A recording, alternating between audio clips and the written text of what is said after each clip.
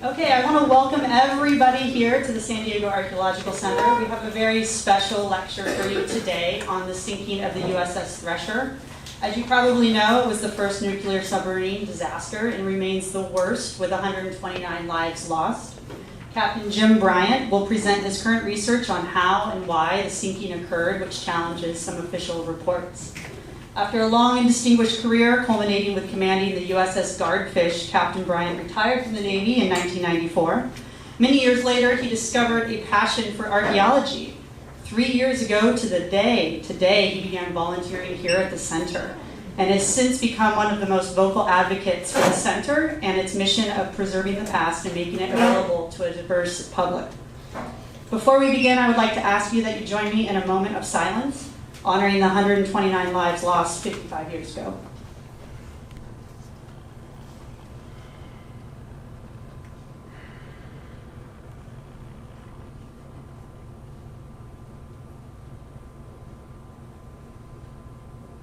Okay, thank you.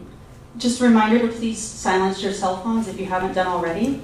And without further ado, please help me in welcoming Captain Jim Bryant. Thank you, Stephanie. Captain of the bridge.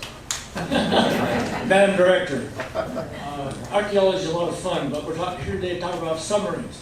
First, is anybody in here who served on Thresher? Anyone here have a family who served on Thresher? Please stand up. Anyone here, a lot of people are here obviously with their hats, who served in submarines, qualified submarines. Please stand up. You kind of stand.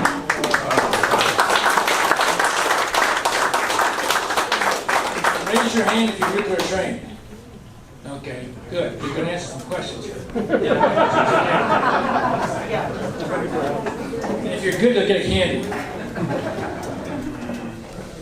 Okay, what you're looking at here is the official Navy statement on why they will not release information on the loss of Thresher that's over 55 years old, which according to the executive order should be automatically released.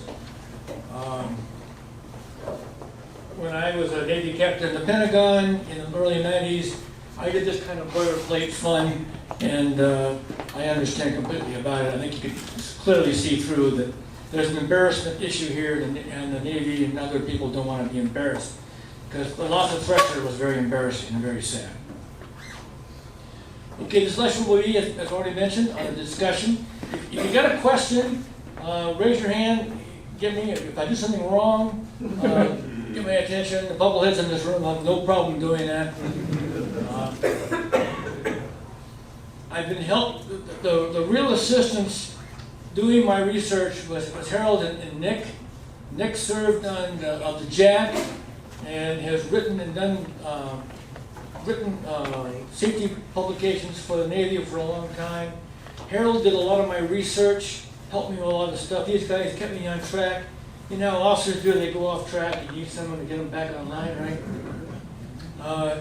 Zach Pate and Bruce Rule, you'll see Bruce Rule's books over here. I'll go into detail, but without these guys, we wouldn't know what we know today about Thresher, because it's all classified. Steve Wash worked for Portsmouth Naval Shipyard, naval architect. Tim Walters was a real find. Nuclear trained, submarine qualified, PhD. He teaches history out at Iowa State. And Captain Joe Yashiro, engineering duty officer. He was the duty officer at Portsmouth Naval Shipyard the day the Thresher sank. Talk about a bad duty day. He also ended up commanding Portsmouth Naval Shipyard, really a big help. Now I wear a 594 tough hat. You notice that? As the 594, 593 class got to be older in the 80s, the admirals would call the people that operated them 594 tough, because they were much harder to operate than the newer submarines. They were more crowded, the equipment was older. And after 18 months of research, and these are kind of my qualifications. As standard guys in the Naval Academy, I want to go submarines. Let's go talk to Rick over, that was fun. He actually kind of liked me, he didn't throw things at me, because my grades were pretty good, so he just said, sign the paper, study 40 hours a week, and you're in the program. Served on Sea Dragon, wrong button. Served on Sea Dragon, so I have experience with older submarines, twin screws. Chief engineer in the same kind of reactor plant that Thresher had, did an overhaul of it. And I served on 3 Thresher-class submarines, Permit, Haddock, and commanded Guardfish. I also had the last 3 years in the Navy and the Navy staff, in which, as a political military officer, I did liaison with naval reactors. So I worked for Lieutenant Junior grade at the particular time, Steve Trotman, who's now the deputy director. But that's the way naval reactors work. It doesn't matter what rank you have, you do what you need to do. Here's a picture of Thresher cruising along. This gives you an understand submarines. The picture, see how high the water is up. With that water just coming over the bow, it's got to be about 6 knots. You see here, these are the shutter doors for the torpedo tubes. They're in the center of the ship. This was a big deal on Thresher. And you notice, why is it red here? Why is it not red up there? Yeah, it's painted that way, but why is it painted that way? Come on, you nukes. Come on, you somebody.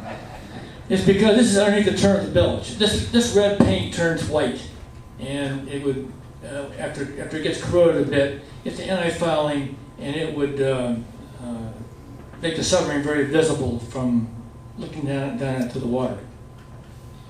Here's a view of a cross cut of a Thresher-class submarine, 5 watertight compartments. You notice the bow compartment here. I get this button straight here one time or another. Bow compartment here, it's got berthing in it. There's no torpedo room here. It's got equipment spaces. It's got a diesel room, but that's only operating in an emergency or in port. Your operations compartment with your torpedo room right here, a reactor compartment, and that's a rusty staple thanks to Dace's welcome aboard pamphlet this picture was taken from.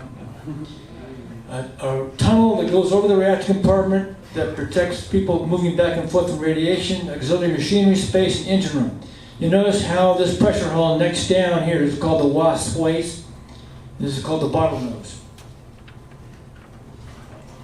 Thresher's loss was a real shock. It was the most advanced submarine in the world, clearly. It was a significant threat to Soviet nuclear submarines. Before this, our nuclear submarines were not a threat. Diesel boats were great, but didn't have the speed to actually be a true threat, especially to Soviet nuclear submarines. The fact that it was lost during a routine depth dive, it makes it as shocking as the loss of the Royal Mail ship Titanic and the Space Shuttle Challenger. Both another examples of very advanced technology that something went wrong and was lost. You know, the big questions: are we going to endanger the nuclear power program? Are we going to endanger the submarine program? We needed the missile submarines to counter the Soviets, and we were building a bunch of them.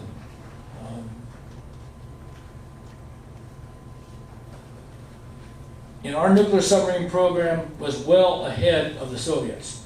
We were many years ahead and stayed ahead throughout the entire Cold War. And I said there were a number of Thresher-class propulsion plants being used in our current strategic missile submarines. And just a year before, in 1962, we had the Cuban Missile Crisis. And we almost went into nuclear war.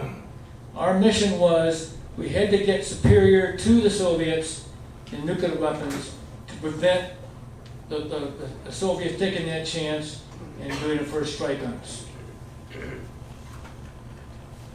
Here's why Thresher was the first real anti-submarine warfare submarine. And I've got a candy for anyone out there can tell me what the closest competitor was. Anyone know? Okay. Think about it for a second.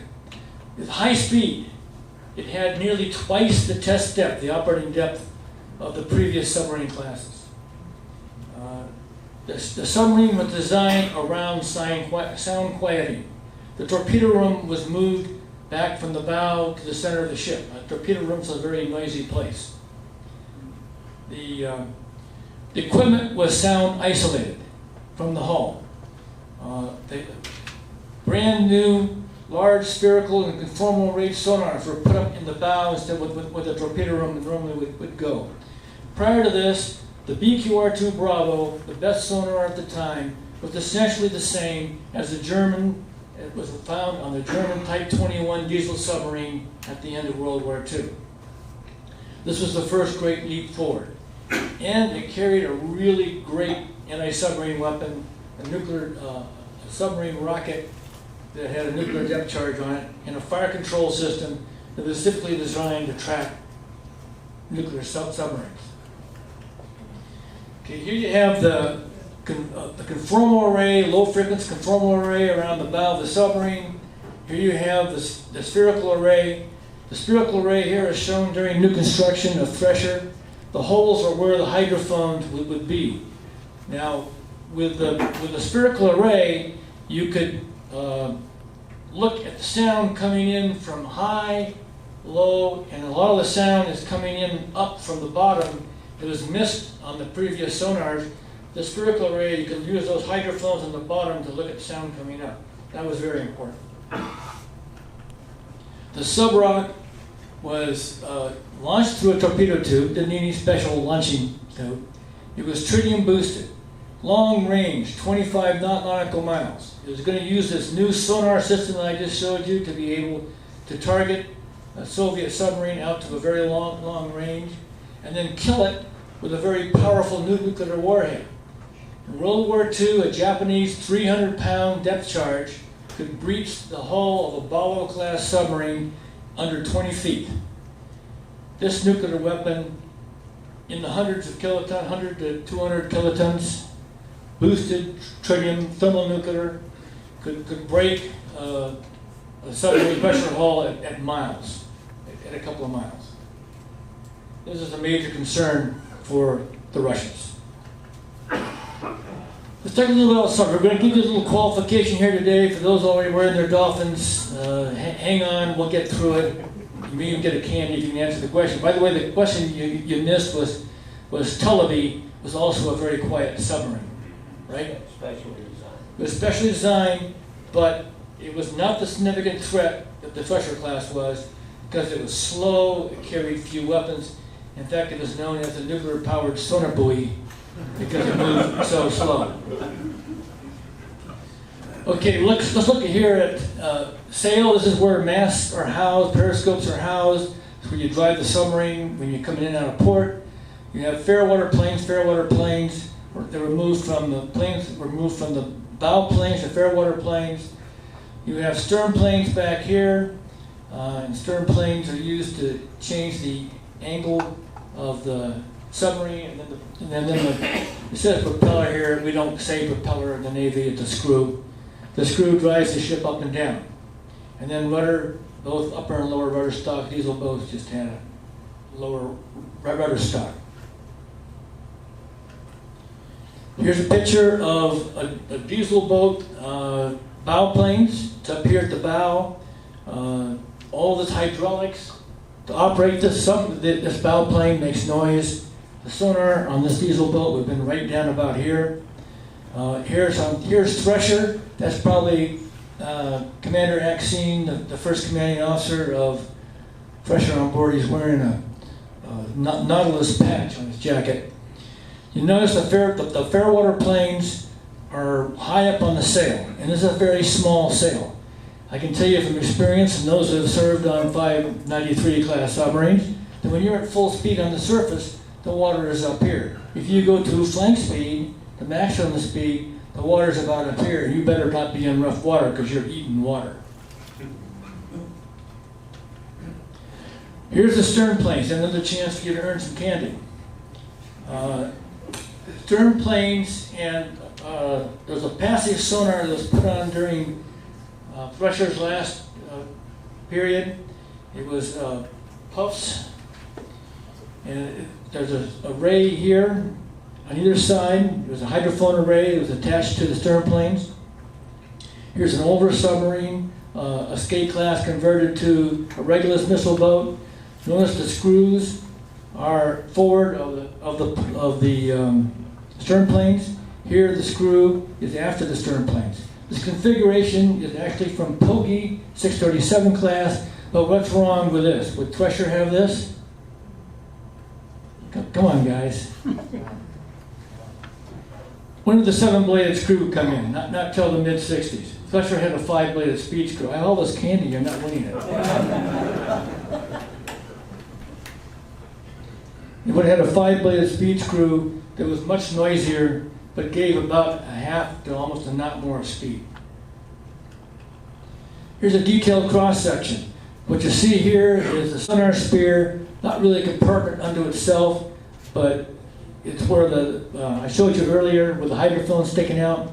And then here you see clearly the pressure hull. The pressure hull is the dark line. Next down up here at the bottlenose and next down up here. And the next slide will go through and show you why that happens. When the pressure hull next down, what you get is main ballast tanks.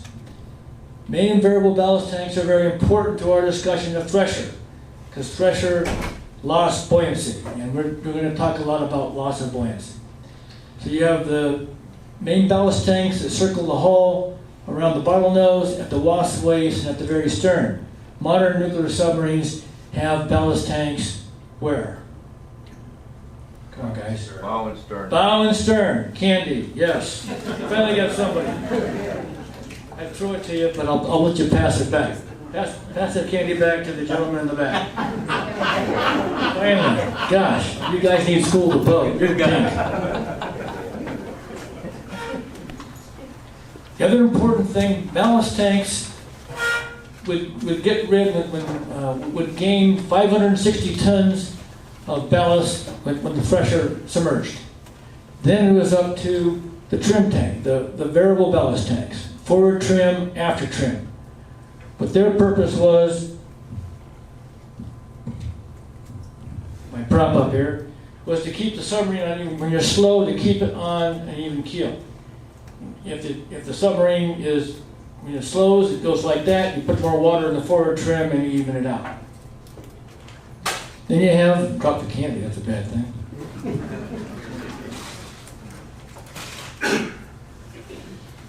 Water comes, then you have the trim system. The trim and drain system are very important, and they're very important in the discussion of Thresher. You have the forward trim, after trim, you have the negative tank. The negative tank is where water is brought on board the submarine and then distributed to the variable ballast tank if the ship is too light. You've also, it was a holdover from the diesel boats in World War II. World War II, they went around with negative tank filled, so when they submerged, the ship went down quickly, and then as soon as they were under, they blew negative to the mark, which put them on an even keel to make them neutrally buoyant. 2 auxiliary tanks in the center. One of these is normally a storage tank for dry goods.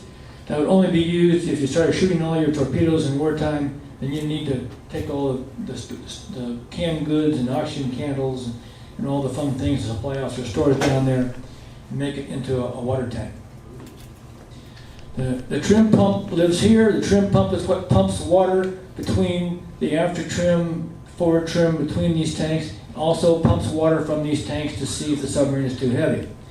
The drain pump lives here in the engine room. The drain pump removes water from the bilges. Submarines are always leaking to some extent. There's always water going into the shaft seals, through valve glands, through condensation, through all kinds of things. So you need a drain pump to pump water. You also need a drain pump if there is a problem with water getting into the people tank in a large volume. You need the drain pump to remove it. If necessary, that trim pump can act as a drain pump. These systems can be cross-connected and used together. So I get my sig for trim and drain. Thank you, gentlemen. Let's talk about main ballast tanks. Very important to understand Thresher, because she tried to use her main ballast tanks. What we have over here is a submarine on the surface. Main ballast tanks are full of air. There are vents on the bottom of these, grates on the bottom. There's no valve, and just open grates. When you submerge, you open the vents, water comes up through the grates, fills the ballast tank. For Thresher, you would add 560 tons of weight to the submarine, which makes it submerge. If you want to surface, you got a couple of ways to do it. You can blow high pressure air into these tanks and keep blowing until all the water is gone. But what does that do for the poor auxiliarymen? That means they got to go fix the high pressure air compressors because the captain keeps using a whole bunch of air and they keep having to run the high pressure air compressor. So the preferred method to do back in Thresher's time was to do a short blast of air into the tanks, get up to the surface where you could stick your sail out of the water. Then you use your snorkel mask to bring air down into the submarine, a low pressure blower that would push the water out of the ballast tank, and you end up into a surface submarine.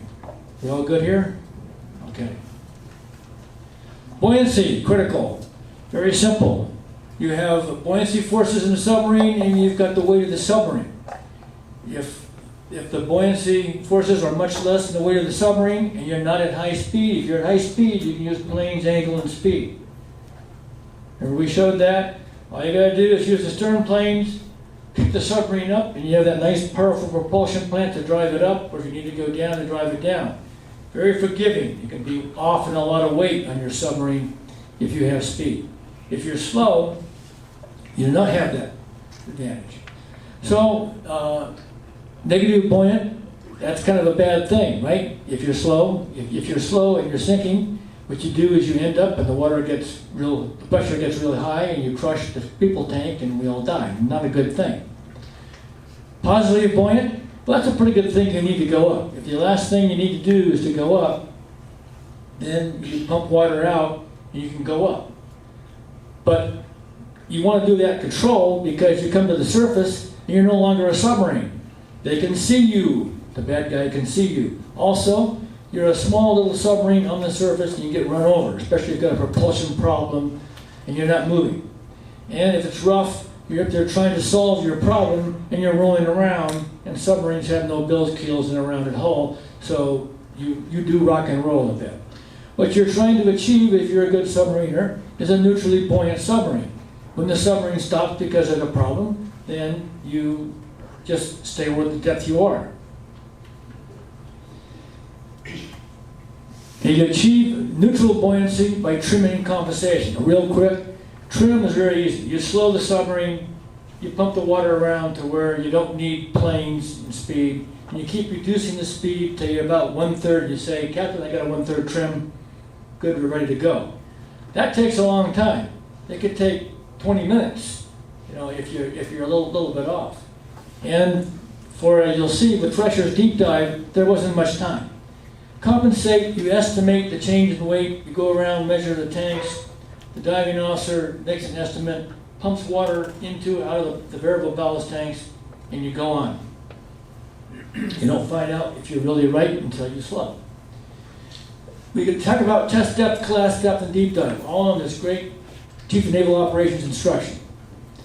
Test depth is the depth at which you test the submarine at. It is the hydrostatic pressure test of the pressure hull and the fittings. It's also normally the maximum operating depth. Collapse depth is where it's calculated the hull will collapse. It's calculated. We will see shortly that there's some safety factors built in here. The test depth, you have a 1.5 safety factor. All the seawater systems are hydrostatically tested, pressure tested to collapse depth pressure.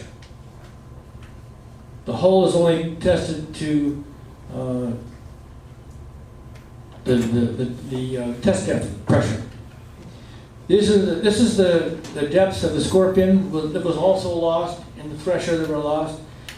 The thing to take away quickly from this slide is that they collapsed, below their collapse depth about the same amount, around 450 feet, which means that once you get to the point where the hull is no longer elastically deforming, where it actually is yielding and it's going to stay that way, it breaks, and it breaks very quickly.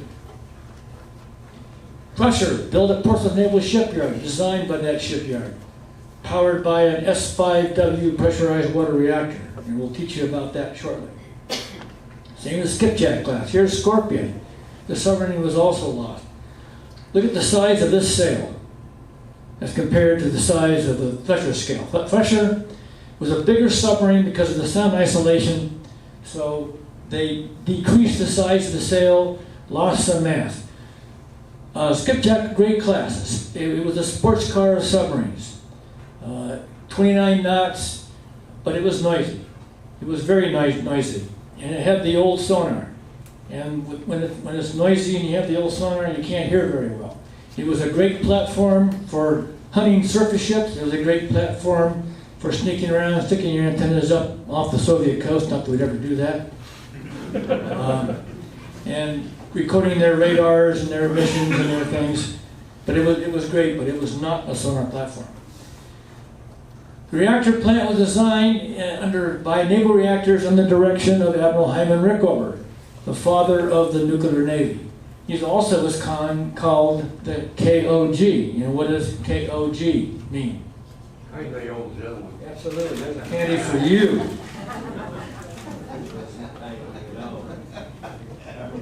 The kindly old gentleman. He was old, but he was not kindly all the time. He was pretty rough. He was highly competent. Thresher was his turning point. It was very shocking to him to see Thresher sink, especially in a routine situation like this. This is the propulsion plant that he designed.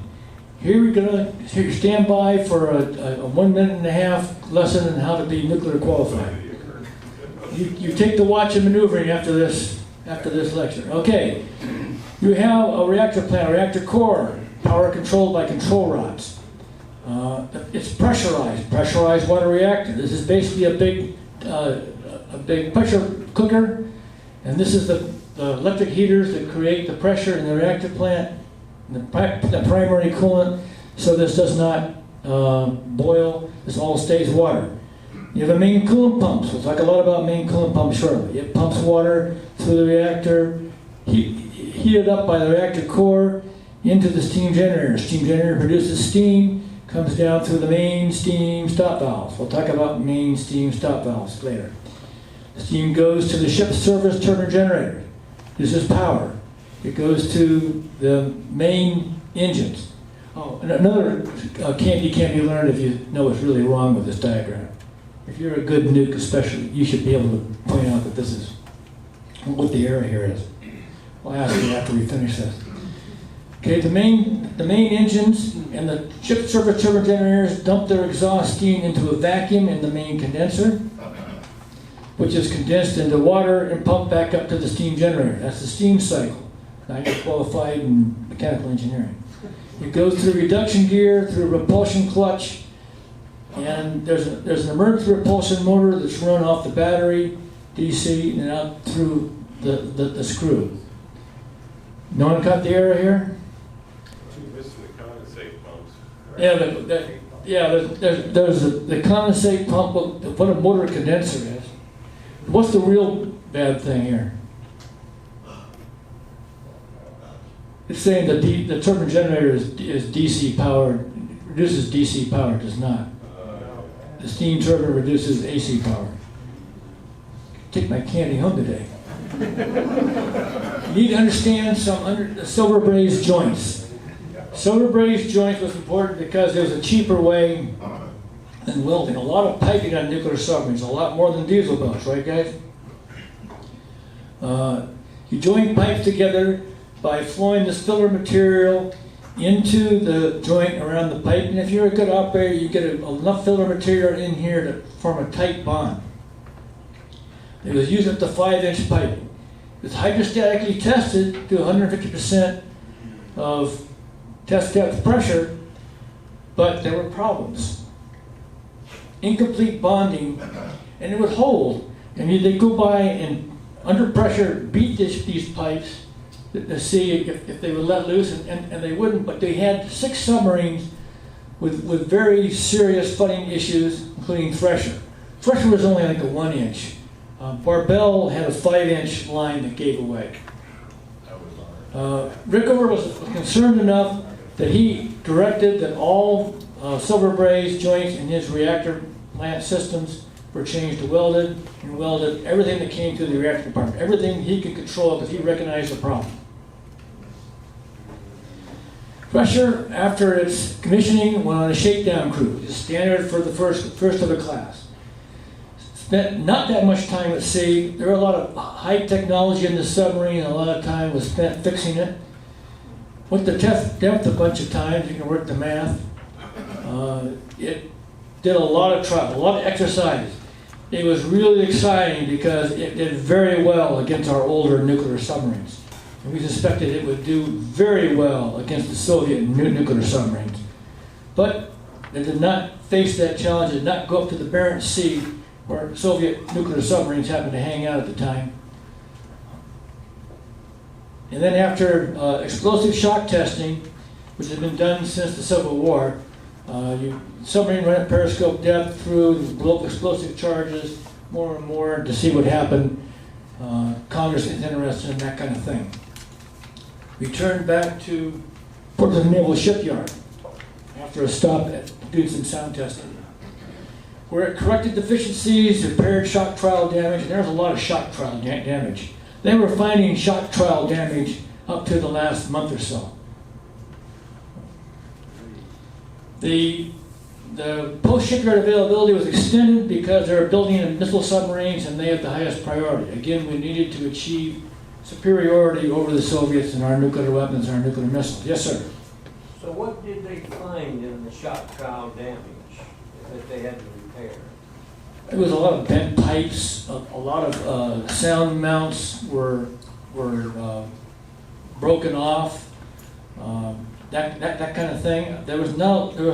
I don't recall, I did not study the shock trial damage in detail.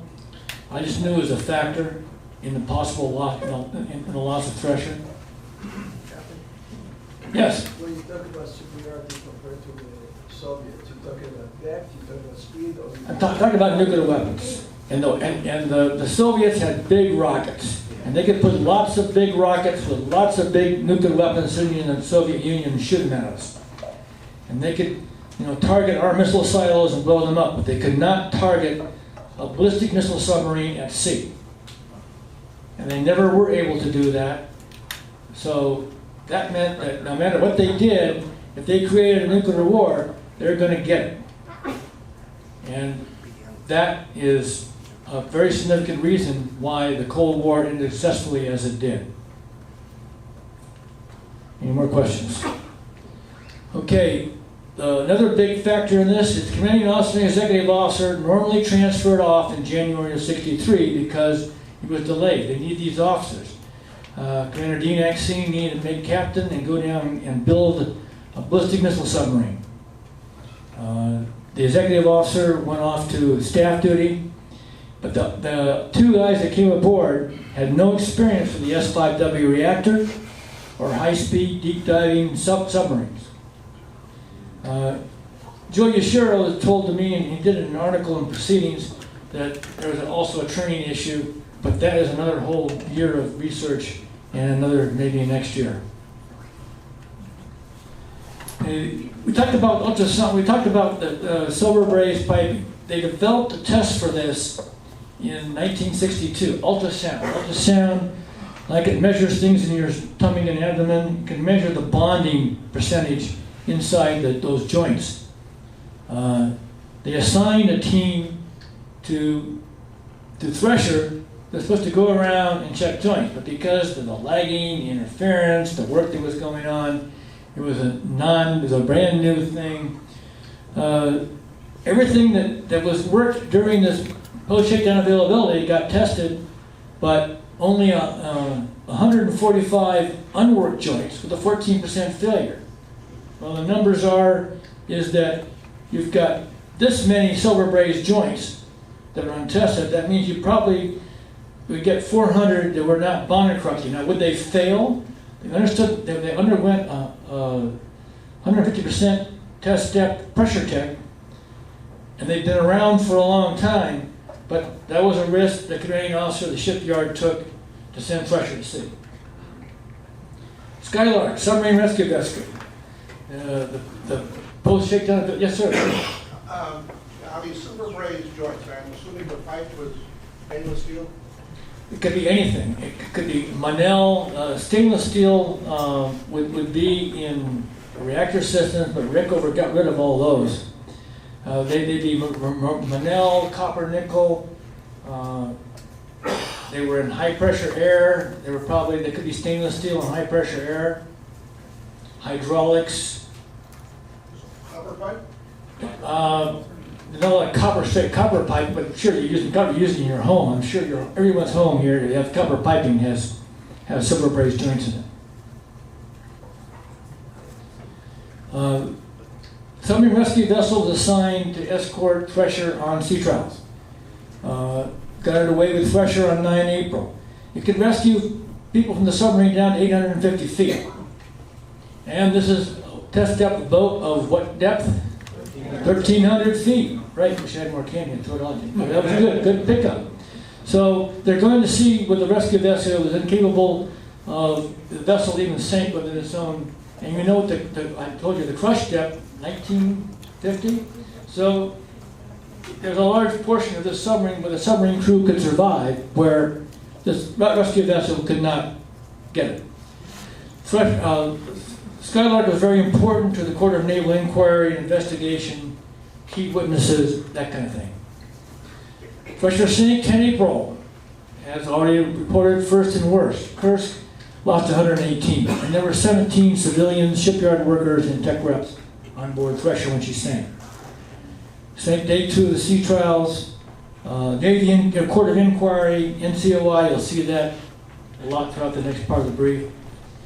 Convene the next day, which Court of Inquiries do. Here's the New York Times splash in the front, which kind of shows you how big the press thought this deal was. Yes, sir. Were there any rescue vessels that could go to the depth? No. So, It was not a capability that came later, and we'll go through that at the very end, what was done, because that was obviously a glaring problem, right? one more tiny question. I don't want to take too much time, but when you started the talk, you included on the unanticipated disasters, the Challenger. Yes. And I kind of remember that they clearly showed, this ties in psychologically, the icing on the O-rings that failed. Yes, the O-rings were too stiff. But they showed on TV all of the ice that had accumulated. I think it was Martin Fireball, and I'm just a layperson, that said it's not going to work, you can't do it, it's too icy. They did it anyway. Does this kind of relate to the Skylark thing and impossible? Yeah, we'll go into the main ballast tank blow testing and the problems with the main ballast tank blow system. Captain, can you please repeat the question asked from the audience, because I'm not sure that Mike will pick it up for the folks out there. Yes, Madam Director. Aye, Madam Director. The question was on icing of the Challenger. The Space Shuttle Challenger had icing.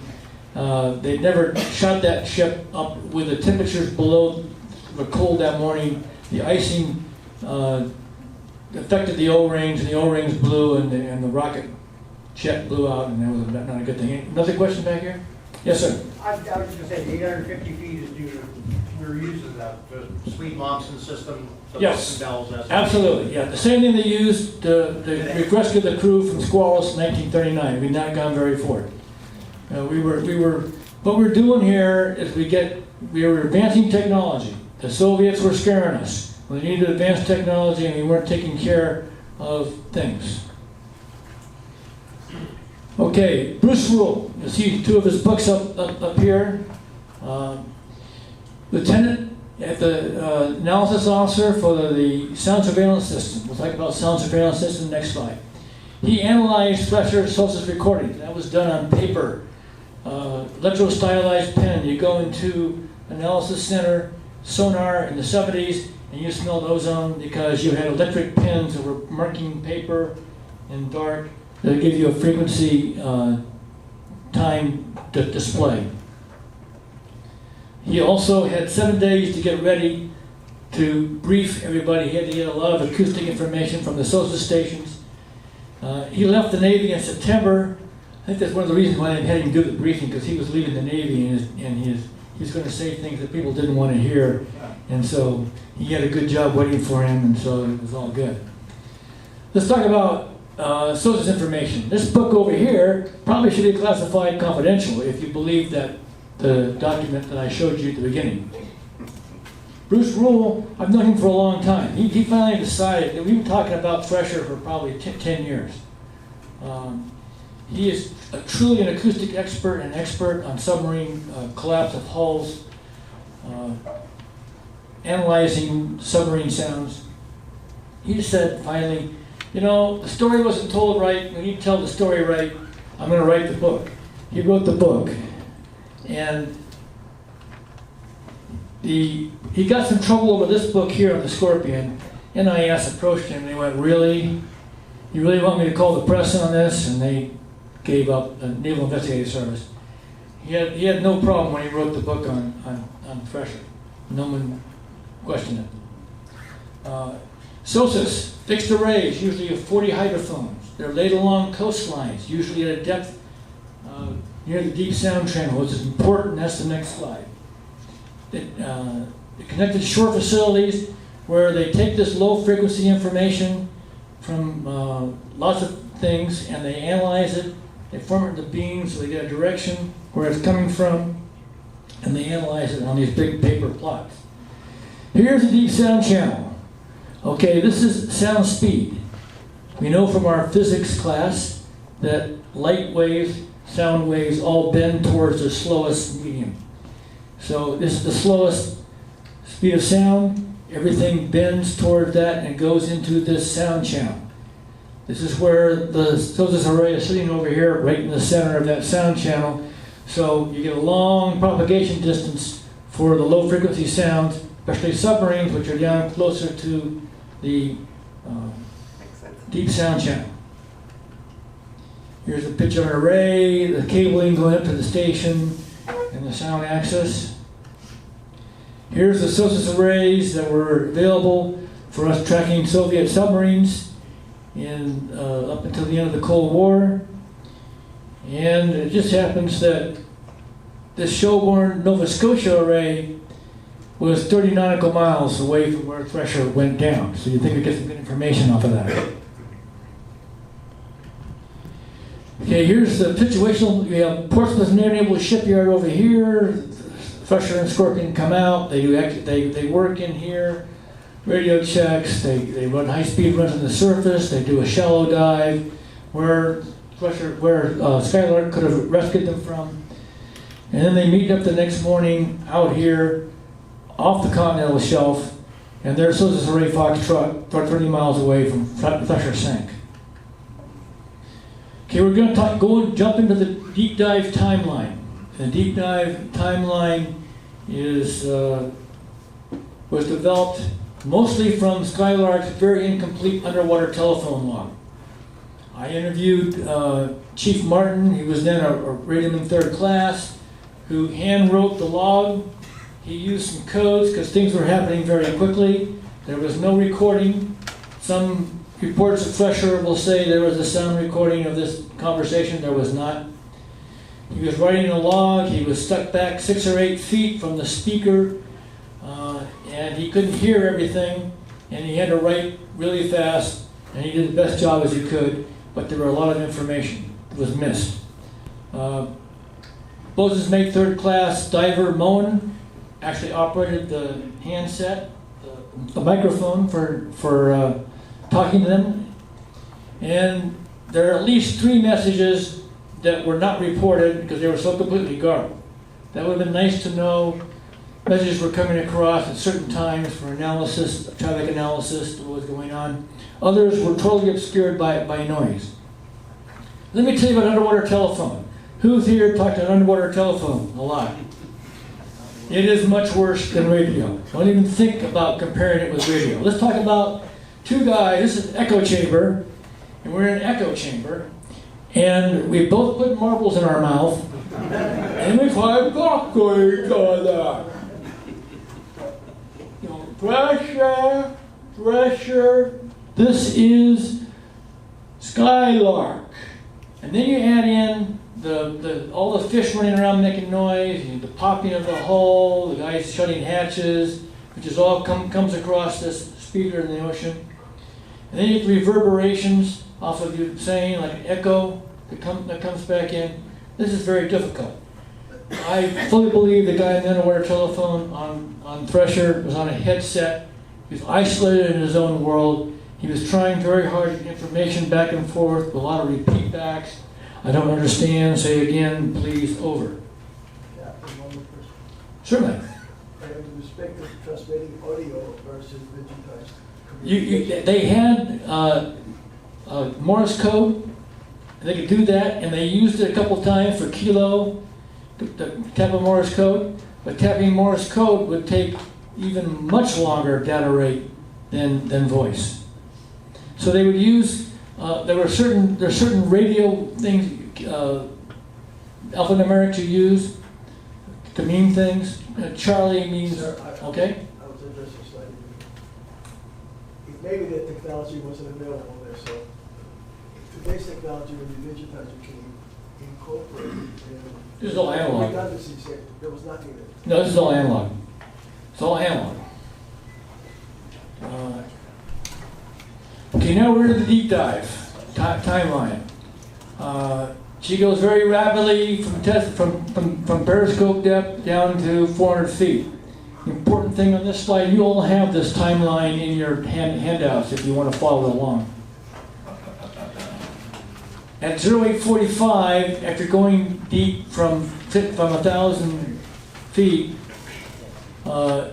you get fast speed main coolant pumps, which I showed you earlier, showing up on SOSUS. This means that Thresher was using fast speed main coolant pumps during this deep dive. 2 hours was the time allotted for this deep dive. It is not enough time to do a deep dive safely for a 1,300-foot boat. It might have been fine for a 400, 700-foot boat, but they rushed it. They went from, we talked about trimming. Normally you leave periscope depth, you come to about 120 feet, you trim the submarine up, make sure you're good to go, because you're always heavy at periscope depth because water flowing between the surface and the submarine hull sucks you up. So in order to stay there, you start out heavy. These amount of times are all very short period. There was no testing of equipment. There was no checking of systems. They just went down. This was basically a quick pressure test of the pressure hull. A hydrostatic test of the pressure hull and the fittings. The actual testing at test depth was going to happen later that afternoon, 6 hours. But this was going to do this before lunch, have lunch, go down, go do all the testing, check the equipment. They were going to surface, measure the antennas, make sure it didn't leak, test the navigation lights, a quick test. During the first deep dive of new construction of this brand new submarine with a 1,300-foot test depth, Admiral Rickover happened to be on board. Admiral Rickover's very analytic kind of guy. He had a staff analyze this whole submarine. They recognized clearly the capacity of the air banks to blow water out of ballast tanks at deep depth was inadequate. That it would take a long, you equalize the air bank pressure with a ballast tank, you can only blow so much out. Yes, sir. Was it a 3K high pressure air or 4,500? 45. Well, we will go into that in detail. We'll go into that in detail. Okay, so he demanded, and he arrived at the shipyard at about 5 in the afternoon and told them, we're not going to do a 2-hour deep dive. And he says, well, we can't, it's on the schedule. We're going to change the schedule. They said until 2 o'clock in the morning, writing the procedure, in which they stop at intercommittal depths, test equipment, simple things like, wouldn't it be nice to know at 1,300, 1,000 feet that you can't pump your variable ballast tank to sea? Then you want to stop the deep dive, right? So he wanted to do some very sensible testing, cycle hull valves.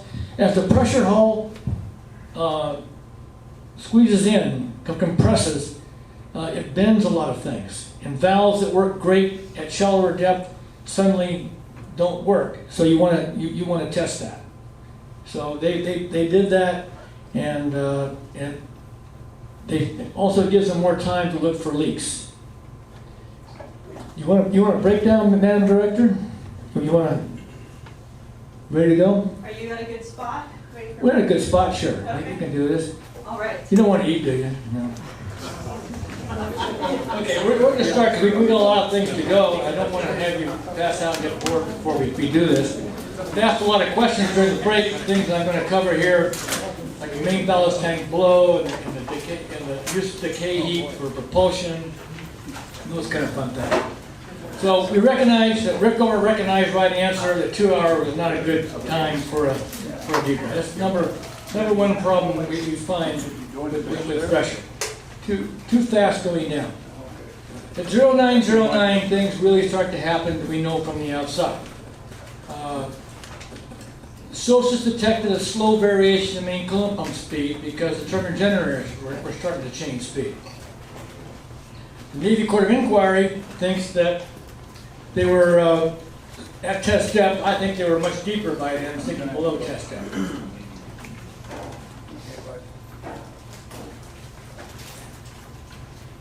This is a quick slide. Those of you who are interested in the technical aspects of it, you can read it up here real quick. The important thing is this is a symptom of an ongoing casualty. Ship surface turbine generators just don't start wavering because they like to. There's something going on, and it's been going on for some period of time. My guess, you had some water spraying around the engine room, and they were figuring around how to stop it and isolate it. Things start going wrong. A number of things are going wrong on board Thresher. It is a fact, undeniably, that Thresher was negatively buoyant. You talked enough about buoyancy, you should all be qualified in it. You should have your tanks signature, have your trim and drain signature for qualification. It got heavy, it slowed, because we all know that if you get heavy and you go fast, it's not a problem. Seawater was coming in faster than it could be removed. That's a fact. It got heavy. Otherwise, it would have pumped its way out and it would have gone to positive points, would have gone to the surface. There's a possibility that it was not trimmed or compensated correctly. Fact, something prevented the use of that beautiful reactor plant from pushing that submarine all the way to the surface very quickly. And in fact, the gradual variation in speed was due to the ship's surface generators changing speeds, which got to be a symptom of some kind of problem. Negative point, let's talk about trimming and compensation.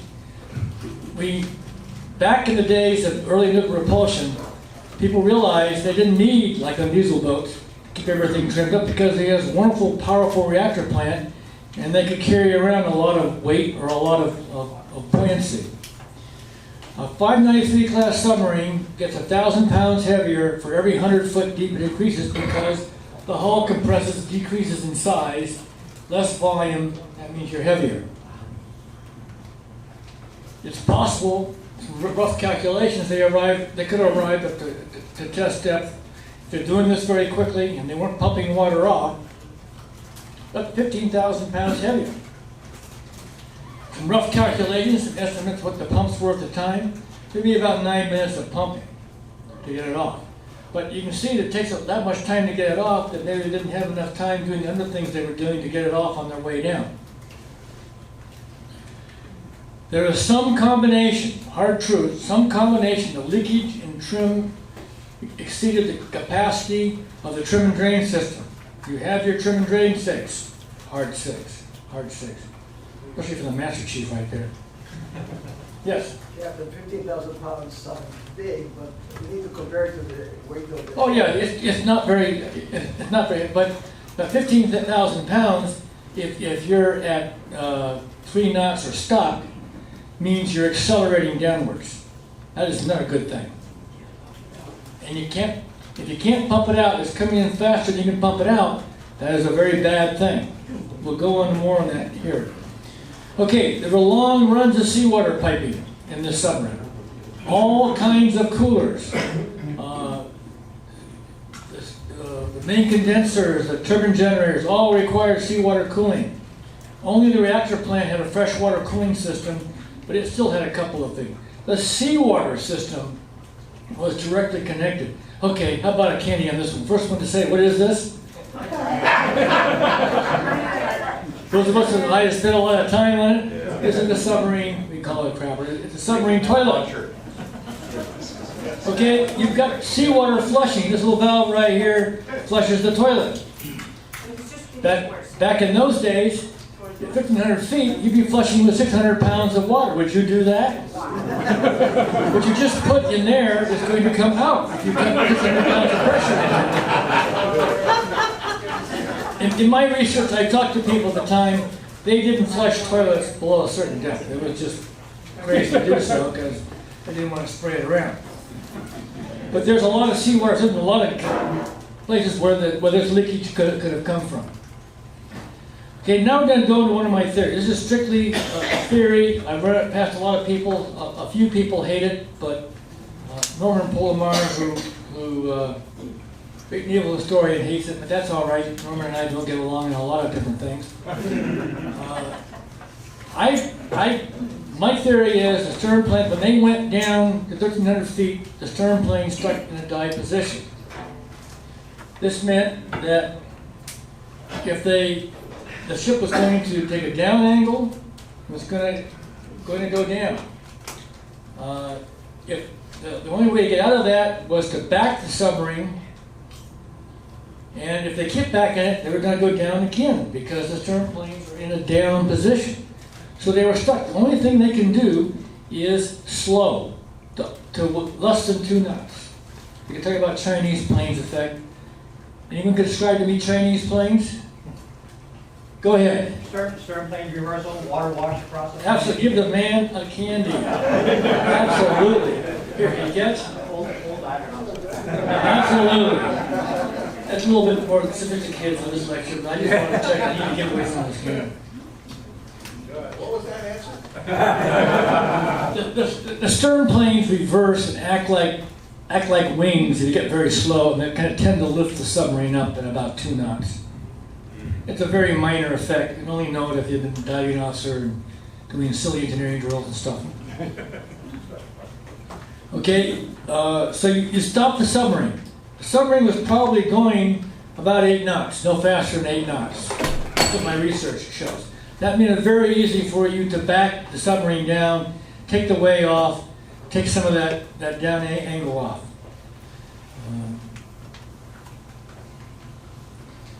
There's strong circumstantial evidence that the ship had a jam. It's a standard submarine casualty.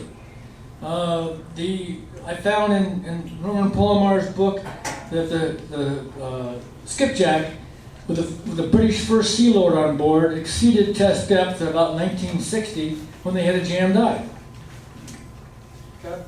Yes? Hang on. Very good. Excuse me, wouldn't you also blow the forward loop in that situation? You could, yes. Yeah, you're right. If you get up there, I don't think they needed to do that. And the timing, well, it's a possibility that blow was part of that. But at 8 knots, it's very easy to slow, especially on an attack boat. Grant was a big submarine. It took a long time to slow. We both served on Grant at different times. This is just Grant. Useless Grant. Okay, Jim Calvert ended up being a vice admiral. He was the first commanding officer to escape, surfaced on the pole, famous guy, was later a Naval Academy superintendent. He happened to have a scheduled interview on NBC TV that evening. He's going to talk about the brand new missile submarine, George Washington. But of course, he lost a submarine that day. What's the interviewer going to say? He's going to ask you about the loss of Thresher, and he came out quickly that he really thought that it was a controlled surface casualty that could have caused one of the things that caused this problem. Admiral Kurtz told Congress in a hearing that there was a history of these high-speed submarines having the control systems failed and making the submarine go deep. A lot of things can happen. You can get hydraulic piping leak. You can get the hydraulics fail. Hydraulics fail. Stern planes fail in dive. Gravity makes them go down like the way they're pivoted. You get the very complex electrical control valves that make them could have failed. The problem shifting to an emergency setup. And the Fairwater planes on Thresher failed, and hydraulically they failed on their way down to Puerto Rico, and they had to stay surfaced for 4 hours while they fixed them. 12 knots. 12 knots is the standard belt. 12 knots can hold up a lot of water. I remember that because a diving trainer, diving trainers are neat. You can You turn the rudder, the ship heels over, and you can dive in the fair water, set it planes, and it takes an angle. It has all the characteristics of that submarine. I remember distinctly at a diving trainer down in San Diego, them demonstrating that with a full bow compartment full of water, you could hold it up with a standard bell with about a 10-degree up angle. So with speed, you could hold it up. Flank speed, maximum speed, at least, you're not going to get to flank speed by the time you get to the surface. You get to about 20 knots. You'd save the submarine very quickly. The submarine was not going fast. The submarine had stopped. The SOSUS would have detected anything 12 knots that lasted for more than a couple of seconds. The blade rate would have shown up on SOSUS, especially at only 30 nautical miles away. Now we're going to give you another qualification. This is your condenser turbine generator set. Okay. Again, we have the main pump pumping water around, making steam for the steam generators. The steam from the generator is being condensed in a main condenser. The main condenser is being cooled by seawater. There's several valves in this system. And it's kept at a vacuum. So the engine, the power derived to turn this generator is derived from the fact that you've got a high pressure in the steam generator and a vacuum in the main condenser. Well, if you've got seawater spraying around and the crew's running around trying to isolate that, you start interfering with flowing water to the condenser, the temperature starts heating up in here, less steam condenses, you start losing your vacuum, which means your throttle would try to open, but it just dumps more steam in and less steam condenses, and you start losing power. So that turbine, and as they're messing around with the flow and trying to figure out what's causing this spraying of water, leakage of water in, they eventually isolate water to it, and you lose the turbine generator. Any questions on that? That was a quick go. Okay? At this time, the first attempt to blow main ballast tank valve, right after 0909, you started to see the turbine generators change frequency. What do? You get a blow started. That meant that Thresher had stopped, slowed, was losing depth control, and they were required to blow to recover. Skylark acknowledges that Thresher changed course. Thresher had changed course. Let me go through that in the next slide. Propulsion was unusable to take them shallow.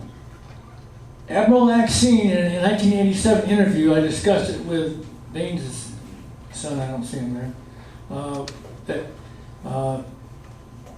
the capacity to deep ballast deep, everybody knew that was not good. You could not blow enough water out that's really significantly serve the submarine if you had a lot of weight coming on board. And this time, right after they recognized this problem, the commanding officer will return to safety course.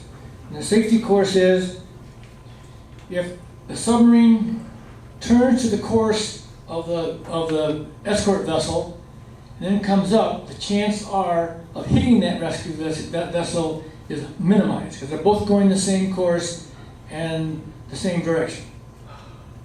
So that's something that's a basic submarine knowledge that you would do. And we will discuss in detail how the main ballast tank blow failed. That's particularly interesting and a particular mystery. Then the final nail in the coffin comes for Thresher. At 0911, SOSUS detects main coolant pump stopping. No flow through the core, the reactor protection system scrams the reactor, turns the reactor off. Chuck drops the rods into the poles in the hole. When the reactor scrams, the procedure is to shut the main steam stocks. Remember those valves I showed you earlier to prevent steam going into the engine room? When those valves are shut, it would take at least 20 minutes to get those main engines back, to recover the reactor, restart the reactor, to bypass those steam stops, bring the steam in, equalize pressure, open them, get the main engines back online. They only had 7 minutes till the hull imploded. They knew they were in problem, but by this time.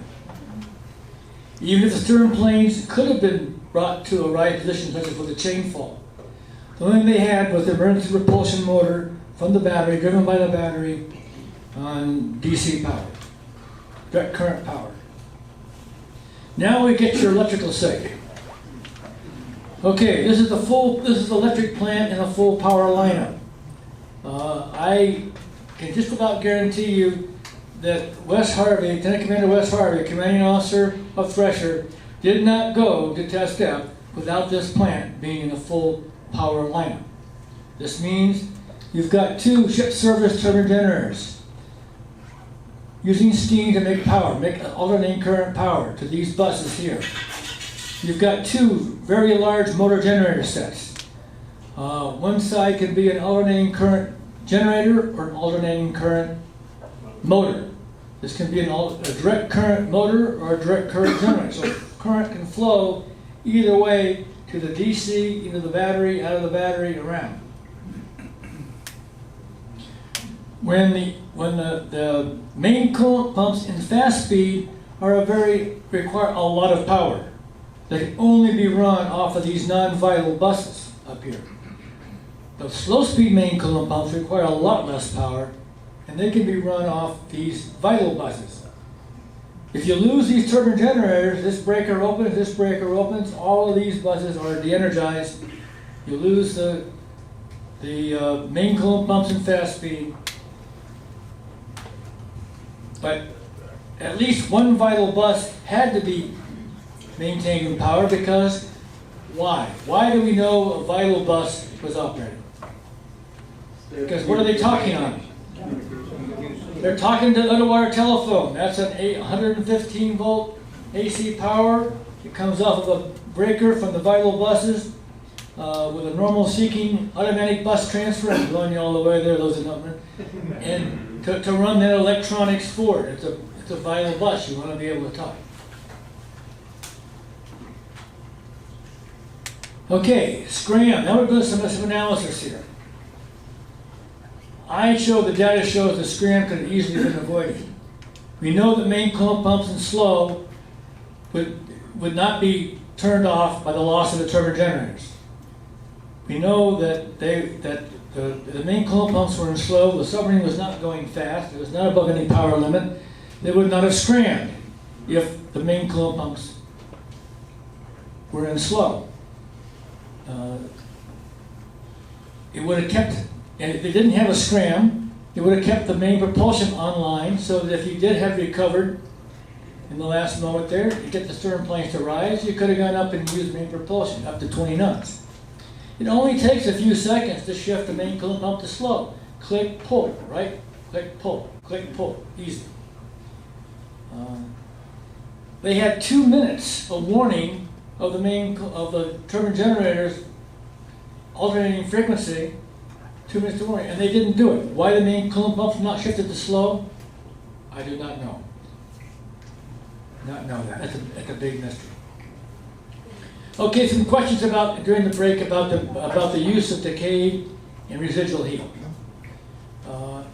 Keeping the main steam stops open to use the heat from the reactor was a very well-known procedure. Naval reactors had been out to both coasts. They tried it on several submarines. They knew it worked, but there were some reactor safety considerations, and Rickover had not approved it yet.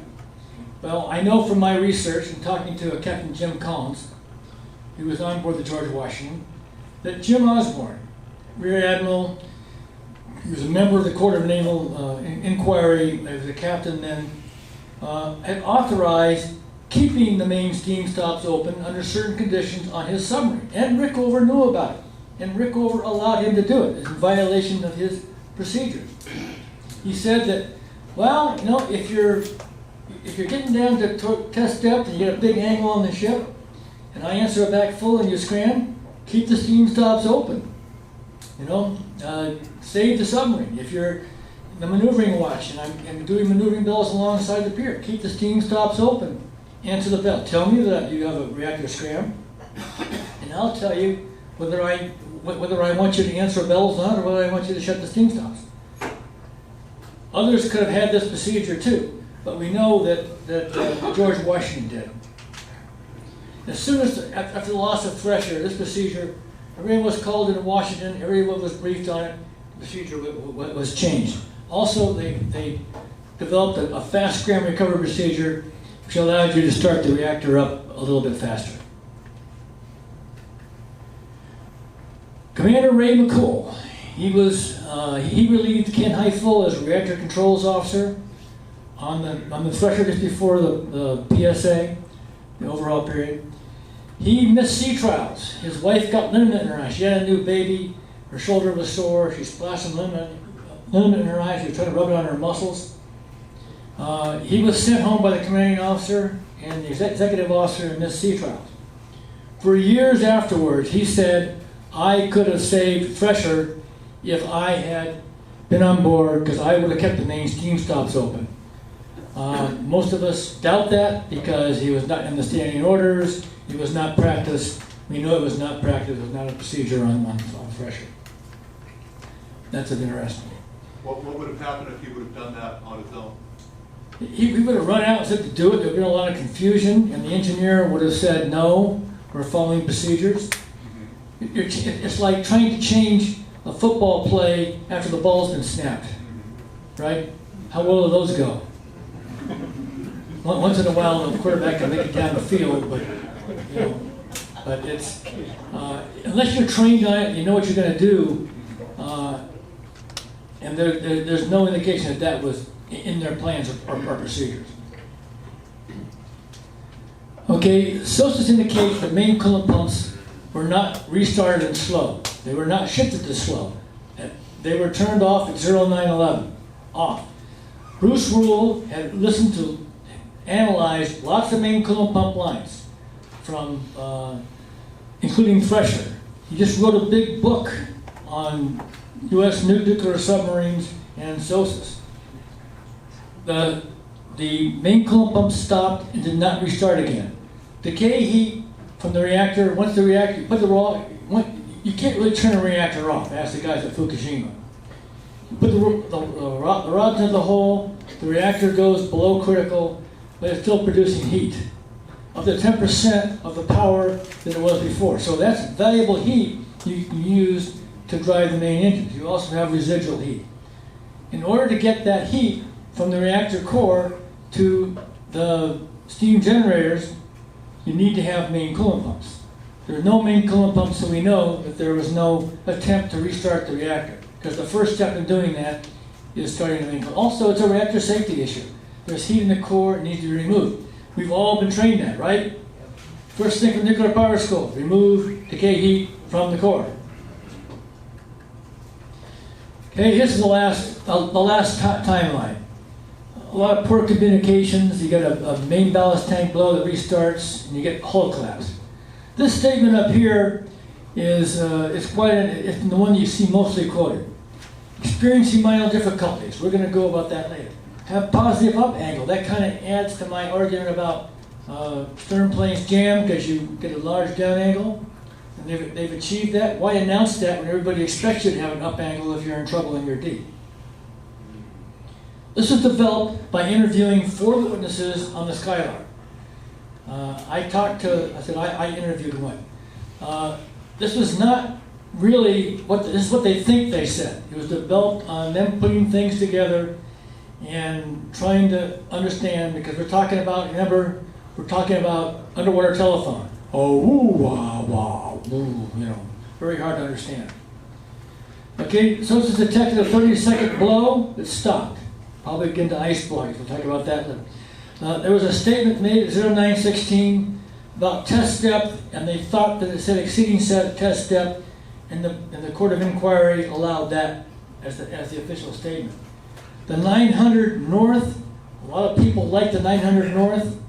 Does that mean 900 north? Now they were giving their depths relative to test depth. They weren't using the depths, so they were saying they were 300 feet less than test depth, but meant they were 1,000 feet. Does that mean they were 900 feet deep at 0913? Then you had hull collapse at 08, 0918, 24 seconds. was heard very clearly on the underwater telephone and by SOSUS. The minor difficulty report is an enigma, and I'll say why. Norman Polomar didn't like this statement either, but that's all right. Okay, they're 5 minutes from hull collapse. The crew had to know they were going down. There are no secrets on submarine. The people, they're all on sound-powered phones and they're talking. Do you see the depth? You see how fast we're going down? There's depth gauges in all the compartments. There's guys on watch stand with phones. The guys who've been on submarines know there's no secret when this kind of stuff is happening. They're 600 feet below test depth, at 0913. If you say that 0917, they said 900 north was 900 feet below test depth. That's a good guess. I mean, the propulsion was lost. The main steam stops were shut. They're going down. They're accelerating going down. The digital depth gauging control is going click, click, click, click, click, right? Going down. The main ballast tank blow was not working. They were going down, not up, accelerating going down. The sounds of the pressure hull creaking. Now you're down below the test depth. You've got brackets welded to the pressure hull. Those are all creaking and breaking. You've probably got water spraying because now they're going under pressure and it's being bent. They all knew that. My best guess is that they were talking about a jam dive that had happened maybe 10, 15 minutes earlier. A jam dive at test depth, if you're neutrally buoyant or positively buoyant, is not a big deal. It's a minor difficulty. Commander Axine said a reactor scram. You consider a reactor scram at test depth a minor difficulty if you had positive or neutral buoyancy. I think that's what it was. Either that, it just could have been the whoa, rah, rah, rah. And the Navy Court of Inquiry wanted an answer. They wanted to put something down, so they extracted that from the witnesses. SOSUS records hull pepper collapse. This is the data on that, 2,400 feet. Bruce Rule is really confident of that based upon 8 harmonics from the SOSUS station down in Antigua, Caribbean, which is many thousand, a long ways away. For those of you interested in math, this is the equation that's used. He said the bubble pulse frequency is great. The radius of the bubble, that's the air inside the submarine. And the only thing you might argue on that is that where there's just one big bubble that coalesce, form other smaller bubbles that weren't counted. There's obviously some accuracy in that, but Bruce Rule felt is pretty good. As I mentioned during the break to a person, 1/20th of a second is not long enough for someone to realize that you're in pain, being hurt. You don't even know you're gone. It's like an explosive round going off next to you. They say, Army guys, the doggies say, if you can hear the explosion, that's good, because you're alive. But they certainly knew that things were not good. The Navy Court of Inquiry said that it was most likely it was flooding from a 2 to 5 inch hole in the engine room and they blamed it on a silver braze joint. This is why we talked about silver braze joints earlier. That's very reasonable. They didn't even see the hull until next year. Yes, sir. I was on the barbell. I was on the barbell when that 5-inch line blew apart, and the report that they gave us was not that it was a brazed joint, it was the pipe itself. That with 5,000 pounds of pressure in the system, it changed the structure of the piping.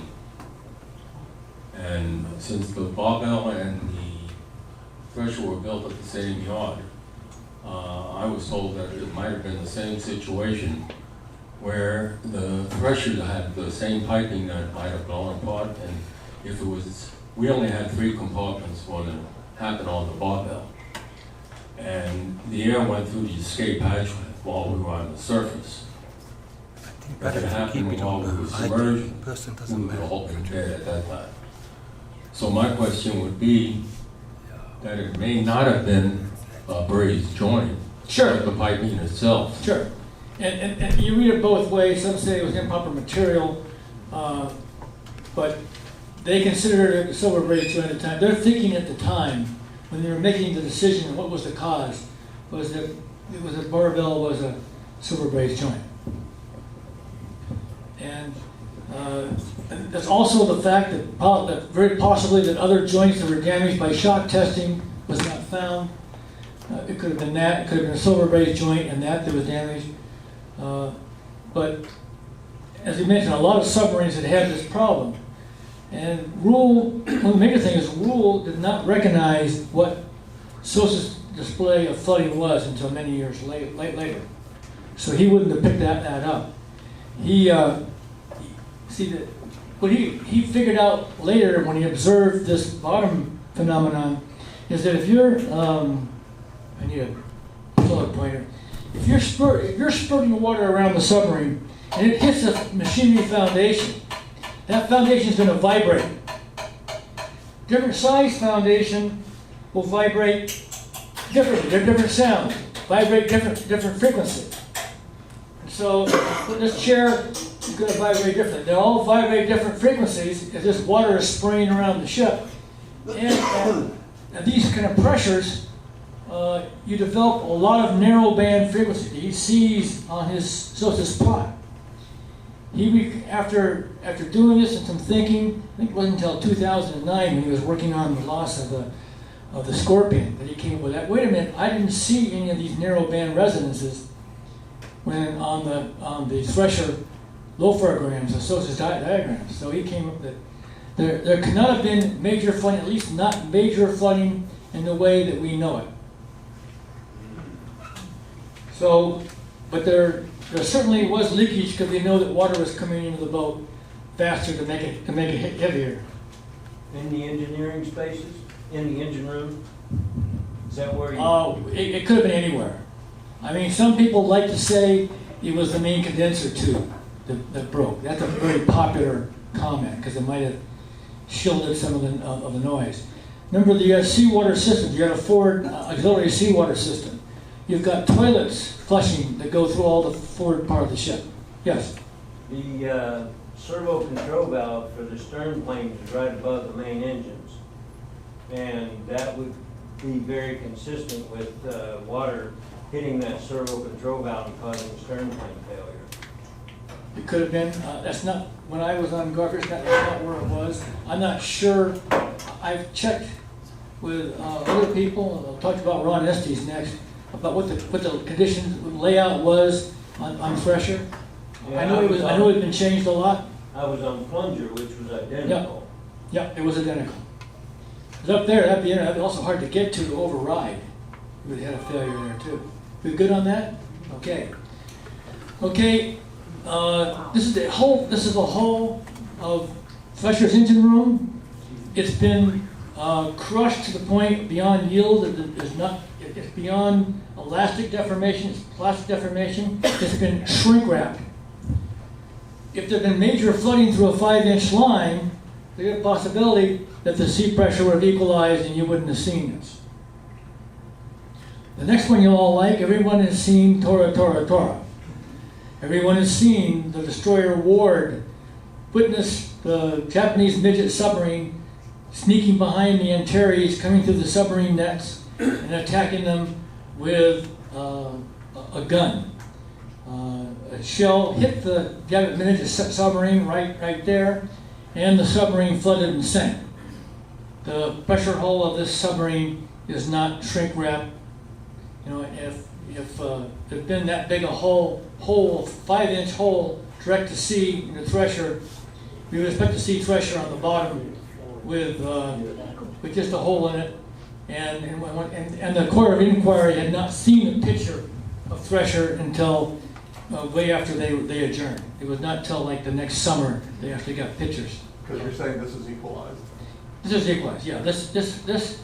I say, what's wrong with this? Another chance to earn a candy? What's wrong with this number for your naval historians? I learned last night it's actually a 4-inch. A 4-inch round. Missed your chance. Okay, why main ballast tank blow failed to surface Thresher? This is a big question. We know the capacity of the air bank, we already talked about that. We know that, I haven't told you yet, but the main ballast tanks were smaller than diesel boat submarines. But everyone expected this to be enough, pushing enough water out to get to a positive buoyancy to service the boat. And why did it stop for 2 minutes, stop, and then restart again for 30 seconds and stop? If you're that deep, you're going to blow the ballast tanks until there's no, till the air banks are equalized to sea pressure. Okay, main ballast tank below capacity. It was through the wonders of nuclear propulsion. We didn't worry about the size of main ballast tanks because we were more interested in decreasing the size of the main ballast tanks, decrease the diameter of the submarine, so we could go faster underwater, because faster underwater was needed. And nuclear propulsion could overcome any negative points. It could drive the boat to the surface in the casualty. And these were all things that were in that master's thesis. He interviewed all kinds of submarine admirals from that time, and they all agreed with that. Main ballast tank below is no longer important because of reliable nuclear propulsion. This is reserve buoyancy. Reserve buoyancy measures basically the main ballast tank capacity of a submarine, no matter what its size is. But you notice here, World War II diesel boats, a lot of them, because they had flooding and they needed to get to the surface, and they were worried about that. Their underwater speed was not that important. In Tang 51 class, and finally Barbell, you guys wanted to go fast too, like the nukes, and so you were down at 23%. The nuclear classes were all very low reserve buoyancy. Was that? Vallejo is spelled wrong. Wow, I give that man a candy. I spent 2 years here, I should know it.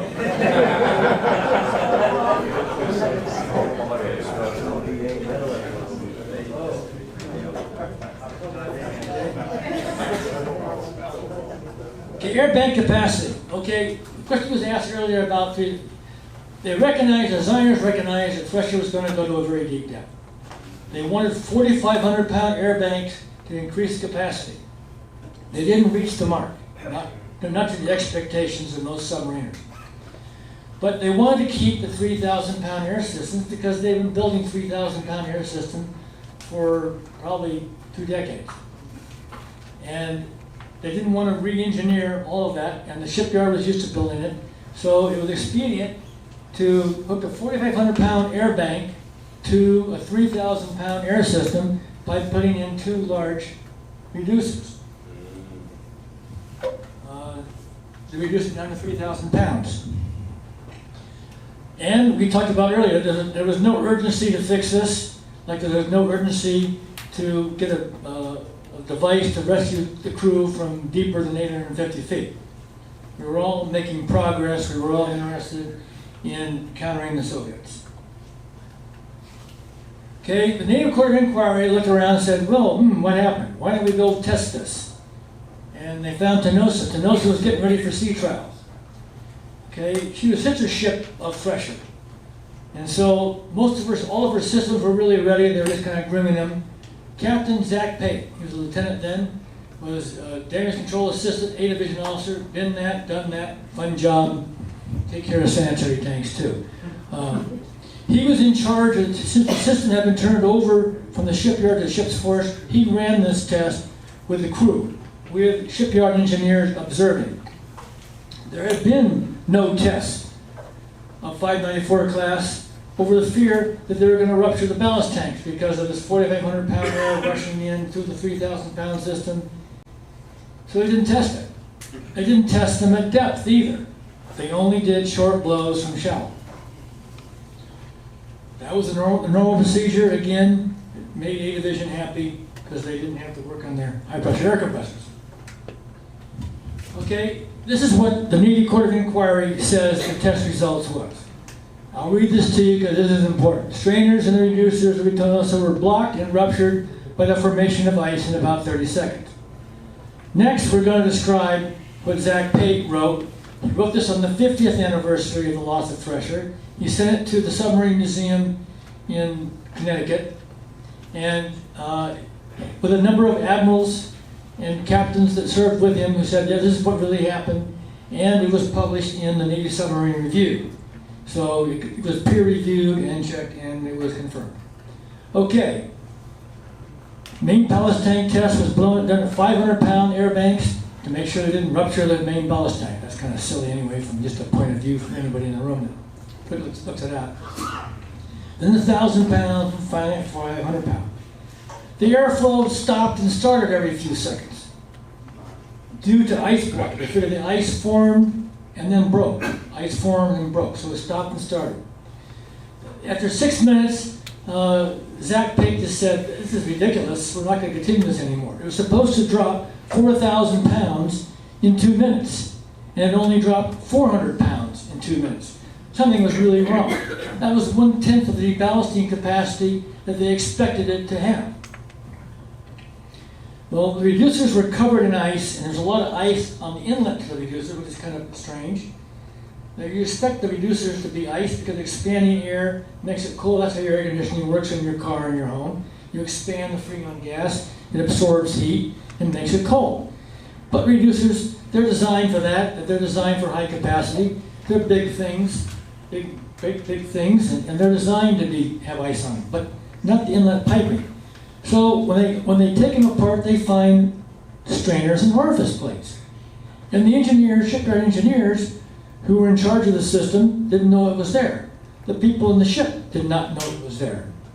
The court concluded that the same setup was on Thresher. What they found was this conical screener, which is shown crushed.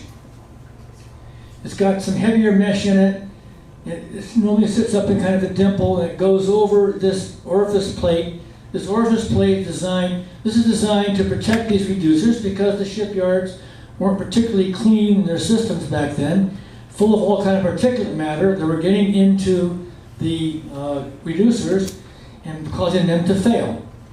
And so they wanted some way to not have to replace reducers all the time. And kind of so while they're doing the testing until the system got to be clean, they'd have this installed. It never got removed. Zach Pate kept the set and sent one set back to the Navy Court of Inquiry with Captain Jim Osborne. Here's a guy who was fully submarine qualified, commanded a couple of submarines.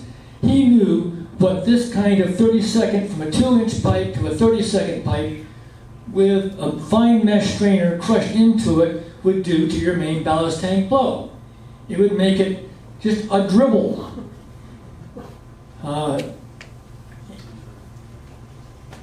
Okay, let's read it again. Is this what is described in this? There was no full main ballast tank blow for 30 seconds. It was stopping every few seconds. The strainer were not ruptured. They were collapsed. Now, if you're trying to make something look good, you'd say it was ruptured because that would mean there was more air flowing through it. Collapse into the orifice is much worse. That's a much more significant issue. And the report doesn't even mention the orifice plates, which are a major factor in crippling this main ballast tank blow. And this test was discussed at length. If you read the testimony against the Atomic Energy, a select Joint Congressional Committee on Atomic Energy, they discussed, and all the congressmen knew about this test, and the way they were talking about it, they were describing this test described here, and not the test that we see that Pate saw. And so my question, I just have to ask, was somebody misleading somebody here, or was somebody being protected? So me being the clever sleuth anthropologist that I am, decided to go say, let's go back and do some more research. Who made these valves? They were made in Captain Pate, and the official running to the Court of Inquiry said they were made by Marauder Controls Company. They made the reducers, they made the orifice plates, and the strainers. Yeah. Zach Pate says that they're the ones that told the shipyard to install them because they got tired of replacing these reducers and overhauling them. These are good guys. I lived with their equipment for many years. They make great air valves. They've been a defense contractor for a long time. The grandfather was in it. The father was around when Thresher was lost. He's still on the board. They still vend for submarines. They advertise in the Submarine Review. So I says, well, I just asked them. I'm sure they've got a great story on this. You know, we know we screwed up on the Thresher. We know we were a factor in this loss. They're going to tell me a story that says, you know, these are all the great things we did to improve ourselves. We support the Navy. That's not what I got. I gave them my research. I asked for comment, and I got a letter back that basically stonewalled. I've been told by several people who I showed this brief to, really, I should not show you the letter on this thing. If you want to see the letter, really interested, I'll show it to you. It's in my bag over here. But Can you give us a date on that request? I got the letter on 7 December. It was in November. I started looking at this issue and asking Marauder about it. Of last year? Yes. Thank you. Again, it's a great company. They make great things. They decided, and I had one of the guys that did my murder board to review this brief before I gave it. Said, well, they're a private company. They have an obligation. I understand all that. That's why I don't have the wording from that letter in this flight brief. Okay, Admiral Rickover needed to defend his program. He rightfully needed to defend his program. Nuclear power was very important. I'm not going to spend long on the slide. You just said some of the things he said. Basically, not my problem, not a reactor problem. This is, other people's problem. I just provide the reactor. You guys provide the propulsion plant. Rickover was only really responsible for the reactor. The reactor and steam generators, and there's a line upon which he left. Okay, Bruce Rule got to testify in a closed session, classified session. Two commanders pop up. They're not on the board of Naval. They're not on the board. These guys came in the back entrances because they're not in the press release. They're not any of the press reports saw them coming in. They were probably submarine commanders. Either were submarine commanders or had been submarine commanders. In those days, you went to command of the submarine as lieutenant commander, and you made commander during your command period. So these guys were probably. And they intimidated Rule. They said, going to test depth with fast-speed main coolant pumps is not really as safe and reliable as going to test depth with slow-speed main coolant pumps. So Thresher really had to have been running slow-speed coolant pumps. Right, Lieutenant? And Bruce Rule said, no, sir. My data, hard data, shows that these pumps were in fast speed and they stopped. Well, are you sure they weren't shifted to slow? No. Now, Rickover had control of this report. He was able to change things. And Dr. Duke Bain and Secretary Korth, in an interview in 1987, basically admitted to this. Rickover, because SOSUS was a not well-known sensor. Everybody knows, what everybody should know, naval historians, beginning of World War II, radar was not trusted. That was for the young kids with their little phones, all this magic technology. There are a lot of cruisers and destroyers on the bottom of the Sound, just outside of Guadalcanal, because admirals did not listen to the geeky kid running the radar. It took a long time for them to realize that this was a good sensor and could be used. And the same here is essentially with SOSUS. It was not particularly trusted. Rickover was get them to say that the main coolant pumps in the official report either slowed or stopped, helping deflect some blame. I do not blame Rickover. I support him. He needed to defend nuclear power. But in this day and age, this 55 years later plus, it's time for us maybe to try to figure out what really happened. Okay, another one here. IC2, Communications Electrician, second class, Ron Estes. Whose sister is in this room?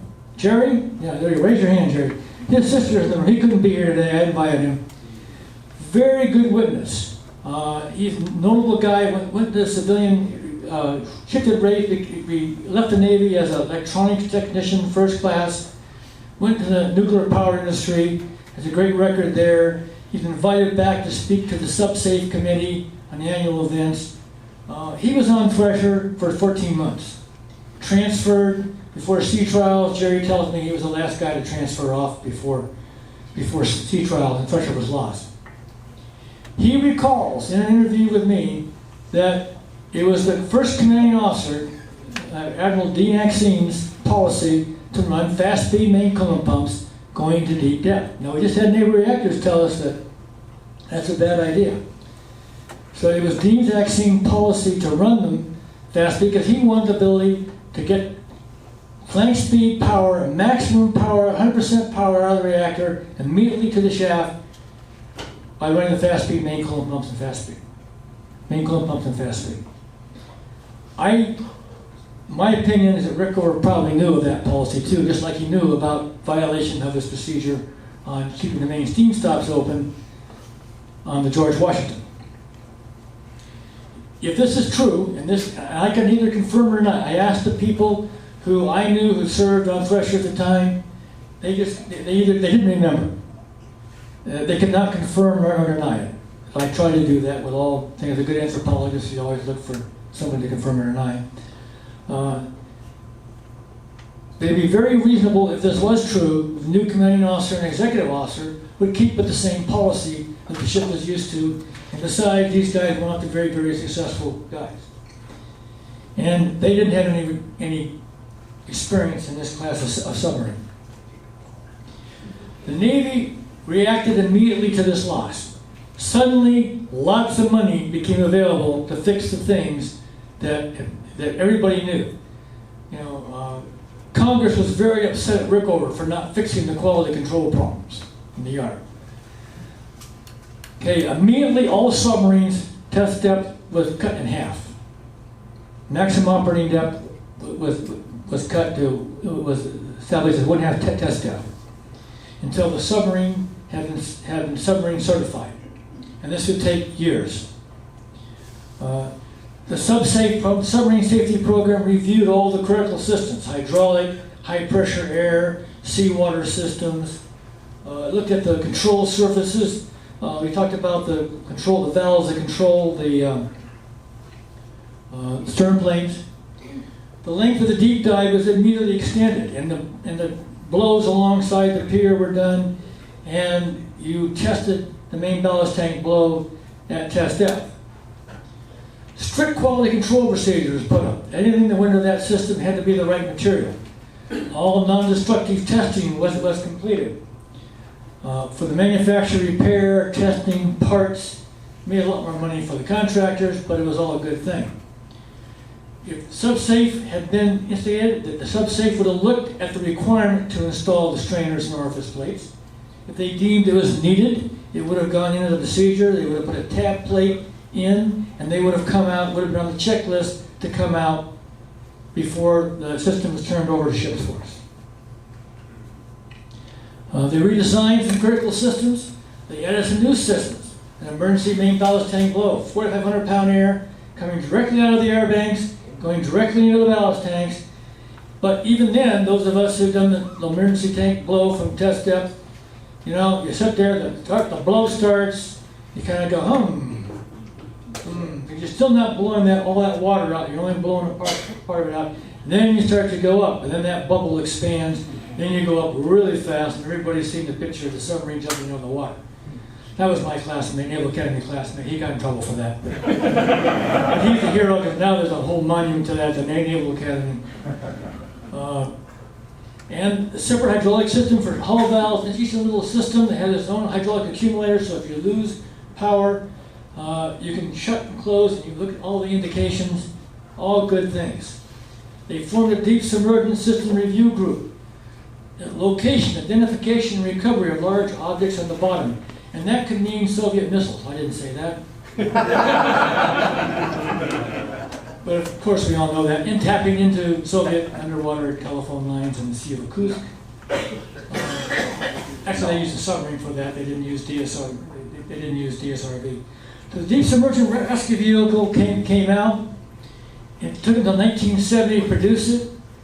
There were two of them. They could be flown around the world. 5,000 foot depth capability, way deeper than any of the submarine, way deep below the crush depth. Okay. Yes. Back on your previous one, you had the emergency blow system blowing directly into the ballast tanks. I don't know if you're going to cover, but on the prior to this, our air compressors had very little moisture removal for the high pressure air going into the air flasks. We put on huge air dryers Yeah. that dried that air, so there wasn't any moisture coming back through those blow valves, and that was the ice that formed on the outside was just ambient. Right, it was just because it was cold. Freezing, but the moisture on the inside was the key to freezing up. Well, also, the high pressure air compressors had different stages, and they set up blowdowns. So you're running the high pack, and every once in a while you hear a big loud air noise with blow down the water out of those stages to keep water from going into the set separator. Okay, they installed tape recorders on all submarine rescue vessels for use during sea trials. Duh. They went as far as directing positive buoyancy. Of course, Congress is now involved. Congress is watching what they're doing. So, I'm sure that was a push from them. Now they told everybody, when you go deep, be negative, be positively buoyant, hold yourself down with a down angle, so if something happens, you stop, you go up. Very easy to flood in water. To make yourself neutrally buoyant or heavy buoyant. No submarines have been lost since SubSafe initiated. Scorpion sank in May of '98. That was not a SubSafe issue. As Bruce Rule confirms in his book here, and pretty much everybody agrees, all the submarine hierarchy, they won't tell you, but they agree it was a hydrogen-related battery explosion. If you look at the history of submarines, lots of submarines have been lost due to hydrogen explosions in battery. As of the Santa Fe last year, the Argentine submarine had a battery explosion. The San Francisco ran into a cliff at maximum speed, at flank speed. It did that kind of damage. We believe that the SubSafe certification of those joints and those piping had a major factor to that submarine coming back to the surface again. I was told I need to put in a credit slide to cover myself. This information is everywhere on the internet if you go look at it. There's nothing here you can't find on the internet. I did my own analysis, my experience of analysis being a submarine officer.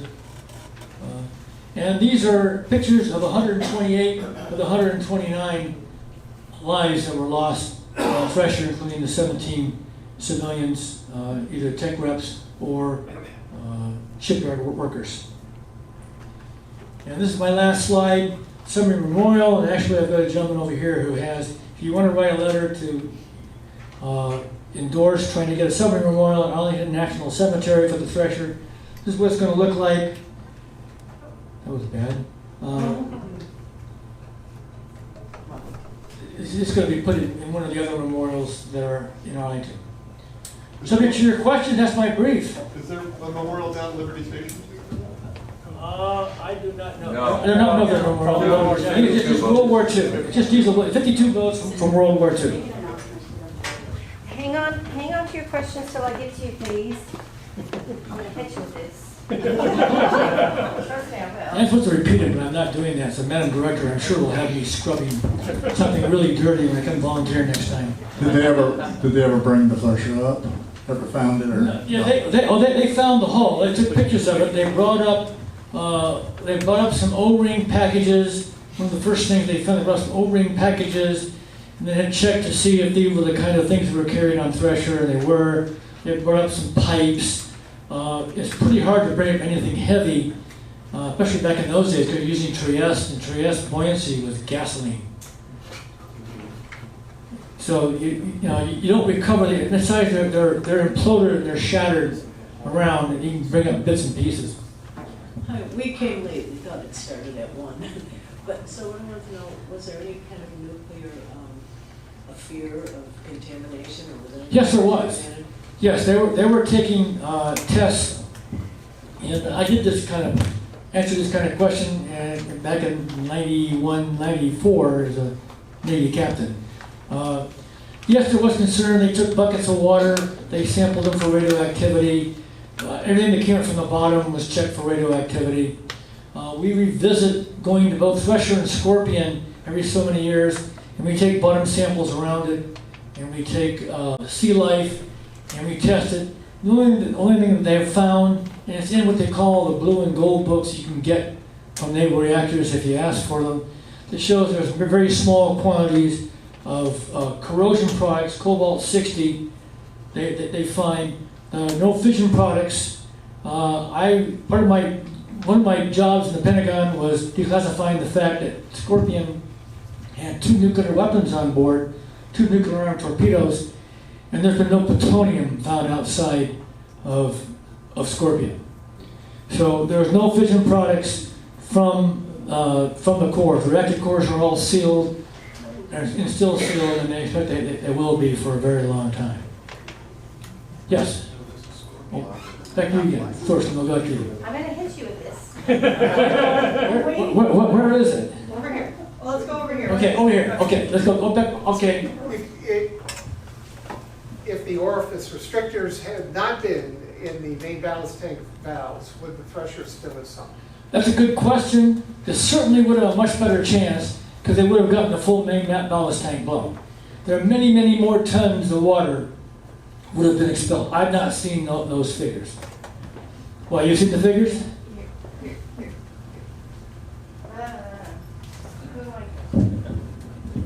So I would think back in the 60s, our Navy wanted to do things that we didn't want the Soviets to know about, especially nuclear submarine tests. And yet you had that ship, I almost said boat, that ship that was going the same speed and course right above it.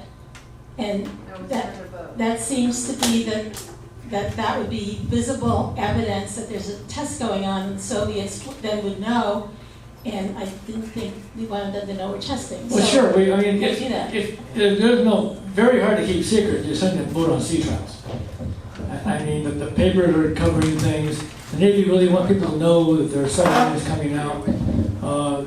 There was a lot of concern, if you read the Court of Inquiry report, about a fishing vessel that came through, whether that was Soviet or not, listening to them. Remember, also you had SOSUS already 30 miles away. So it's very hard for another submarine to get anywhere close to there without that SOSUS array detecting it. Diesel boats snorkeling. At that time, Soviet nuclear submarines didn't leave the Barents Sea. They had nuclear submarines during the Cuban Missile Crisis, and they didn't go to sea, at least out into the Atlantic. And that's the reason why they kept their reference to depth of the submarine to test depth, and they didn't. Once they got below 400 feet, which at that time was the advertised depth, and they got to 650 feet, then they started doing the codes. Yes? Now, post-disaster for this, besides the sub-safe system that came out, was also a performance monitoring team. I worked at PMT for years as an inspector. And one of the things, going back to the valve icing problem, was we checked air bank dew points to test the air dryers and so forth. And I think it was -60 degrees Fahrenheit is what we looked for dew point. There was no system in place prior to that, during Thresher's time for sea trials, for any kind of dew point monitoring, air dryness program at all. I mean, it was directly IPACs to air banks at that point. And I know, being an egg hanger, stuff fails. Yes. You know, I've pumped water directly to air banks. I've pumped water directly to oxygen banks, for machines. So, it happens. Yes, things happen. I mean, the only way to learn is to go out and do it. The only thing that I'm trying to point out here is that when you go out and do it, you have to think about it first. It's been very easy to have done the 6-hour long deep dive to begin with, and if they'd stopped for a long time, maybe they would have found they were positive buoyant, and the ship was getting heavy, and they could have gone up in time before it got to be a crisis. Yes? I just wanted to add that my dad was on Thresher, and With regard to this memorial, which is something that I decided is going to be a cause from now until it actually happens, having this memorial and having these men honored nationally in Arlington would be a huge honor for me, and I'm sure for the other surviving family members. I have copies of the template letter, so if you would like to support the project, it went before some committees and the board of directors at Arlington National Cemetery just yesterday.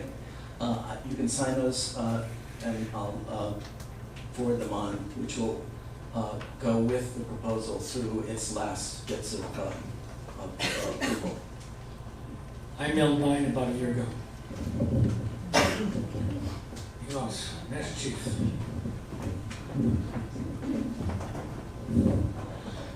Having started in the nuclear power program right after Thresher sank on the George C. Marshall, and then on the Plunger following that, I learned and worked with all of the changes that were made to the air compressors and the main ballast tank blow and the emergency blow systems.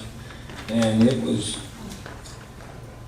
something I was really grateful for, because I recognized the importance of the corrections that were made. Well, I need to take your number, because if I have questions, I need to ask you too. I have been in life and death situations, but in the civilian world. And I know what I do is I just keep working harder and pretend this is not going to happen. So did the crew, did they just keep, I mean, I just can't imagine that 7 minutes of terror. Are there orders during something like this, or you just keep trying? Well, there's lots of, there's only so much you can do. I always thought that maybe they tried to blow in the negative, but it's using the same air system and the same freezing up rate that the air system had. The air system was crippled, and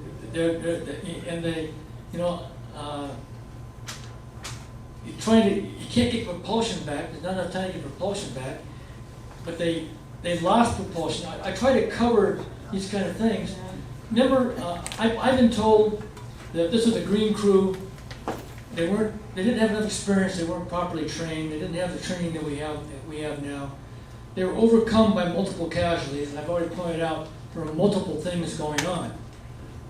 I just tried to approach it without insulting the crew that they couldn't handle it. Approach it as a kind of Occam's razor. Everybody knows Occam's razor. Is that let's pick what the most logical thing is. It's a stern plane's yacht. It's a known casualty. It would have caused this problem. If they couldn't get out of it quickly, it would have prevented them from using main propulsion. Then when the reactor scrammed, they were doomed. I guess their only solace was knowing it was going to be quick. I'm not sure they were thinking about that at the time, but it was certainly, I'm sure there was something, probably the only guy that really didn't know was the guy on the headset and underwater telephone. Because he maintained calmness. The actual report of inquiries and witnesses said that it was probably the commanding officer.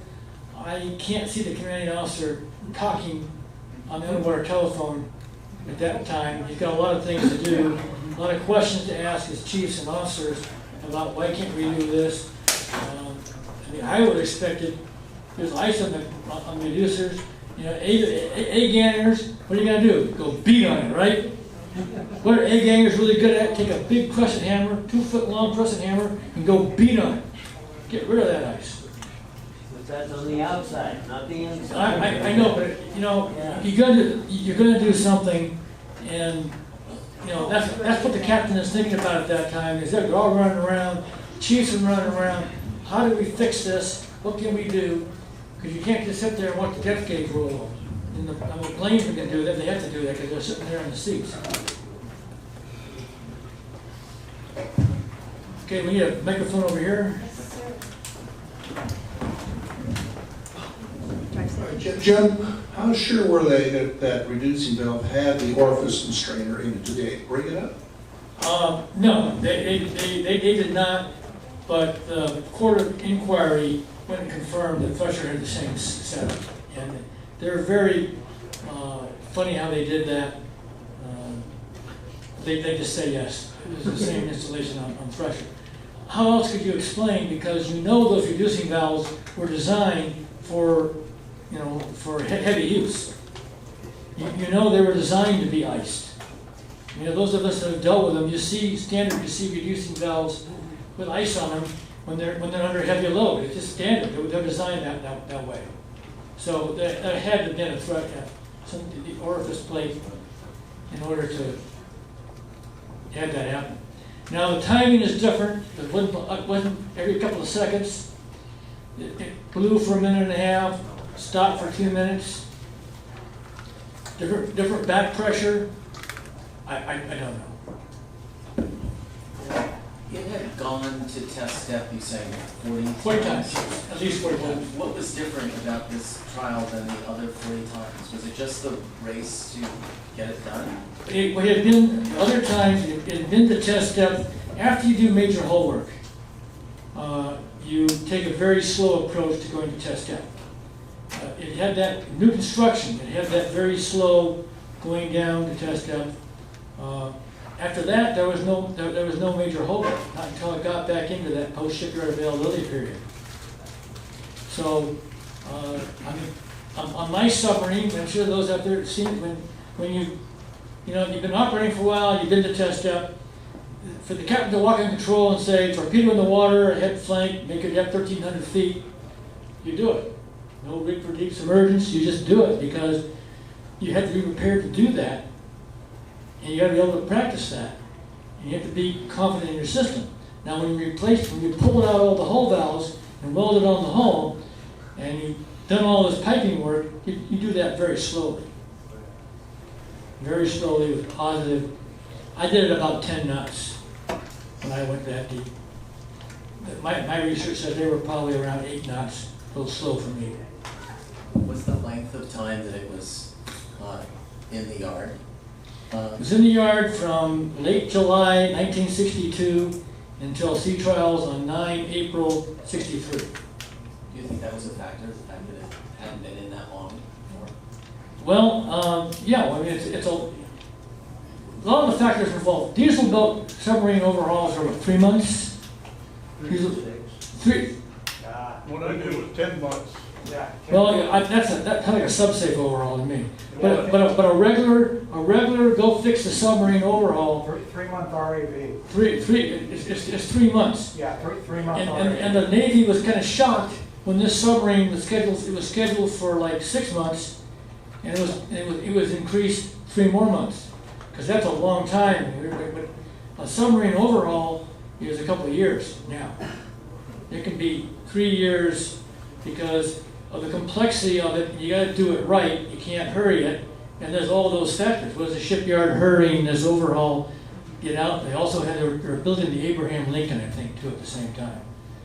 In the same shipyard, and they had diesel boat overhauls. So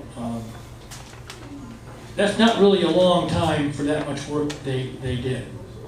So you know the quality control was not there. When you do that kind of work under quality control, it takes a lot longer.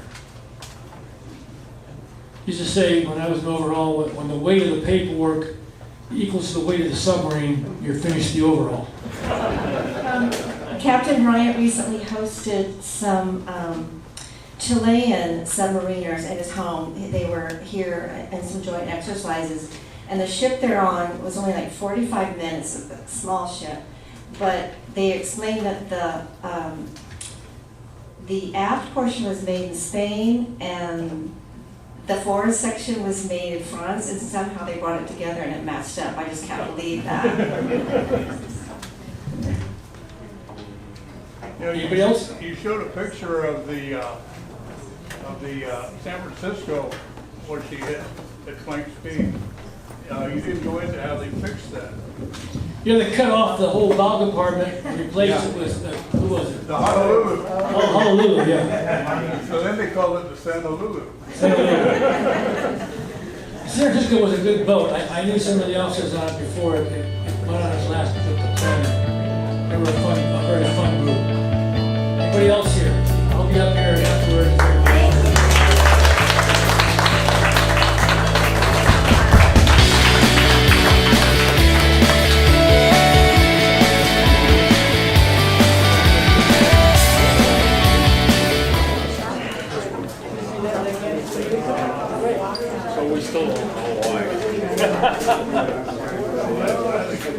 Oh, that's good.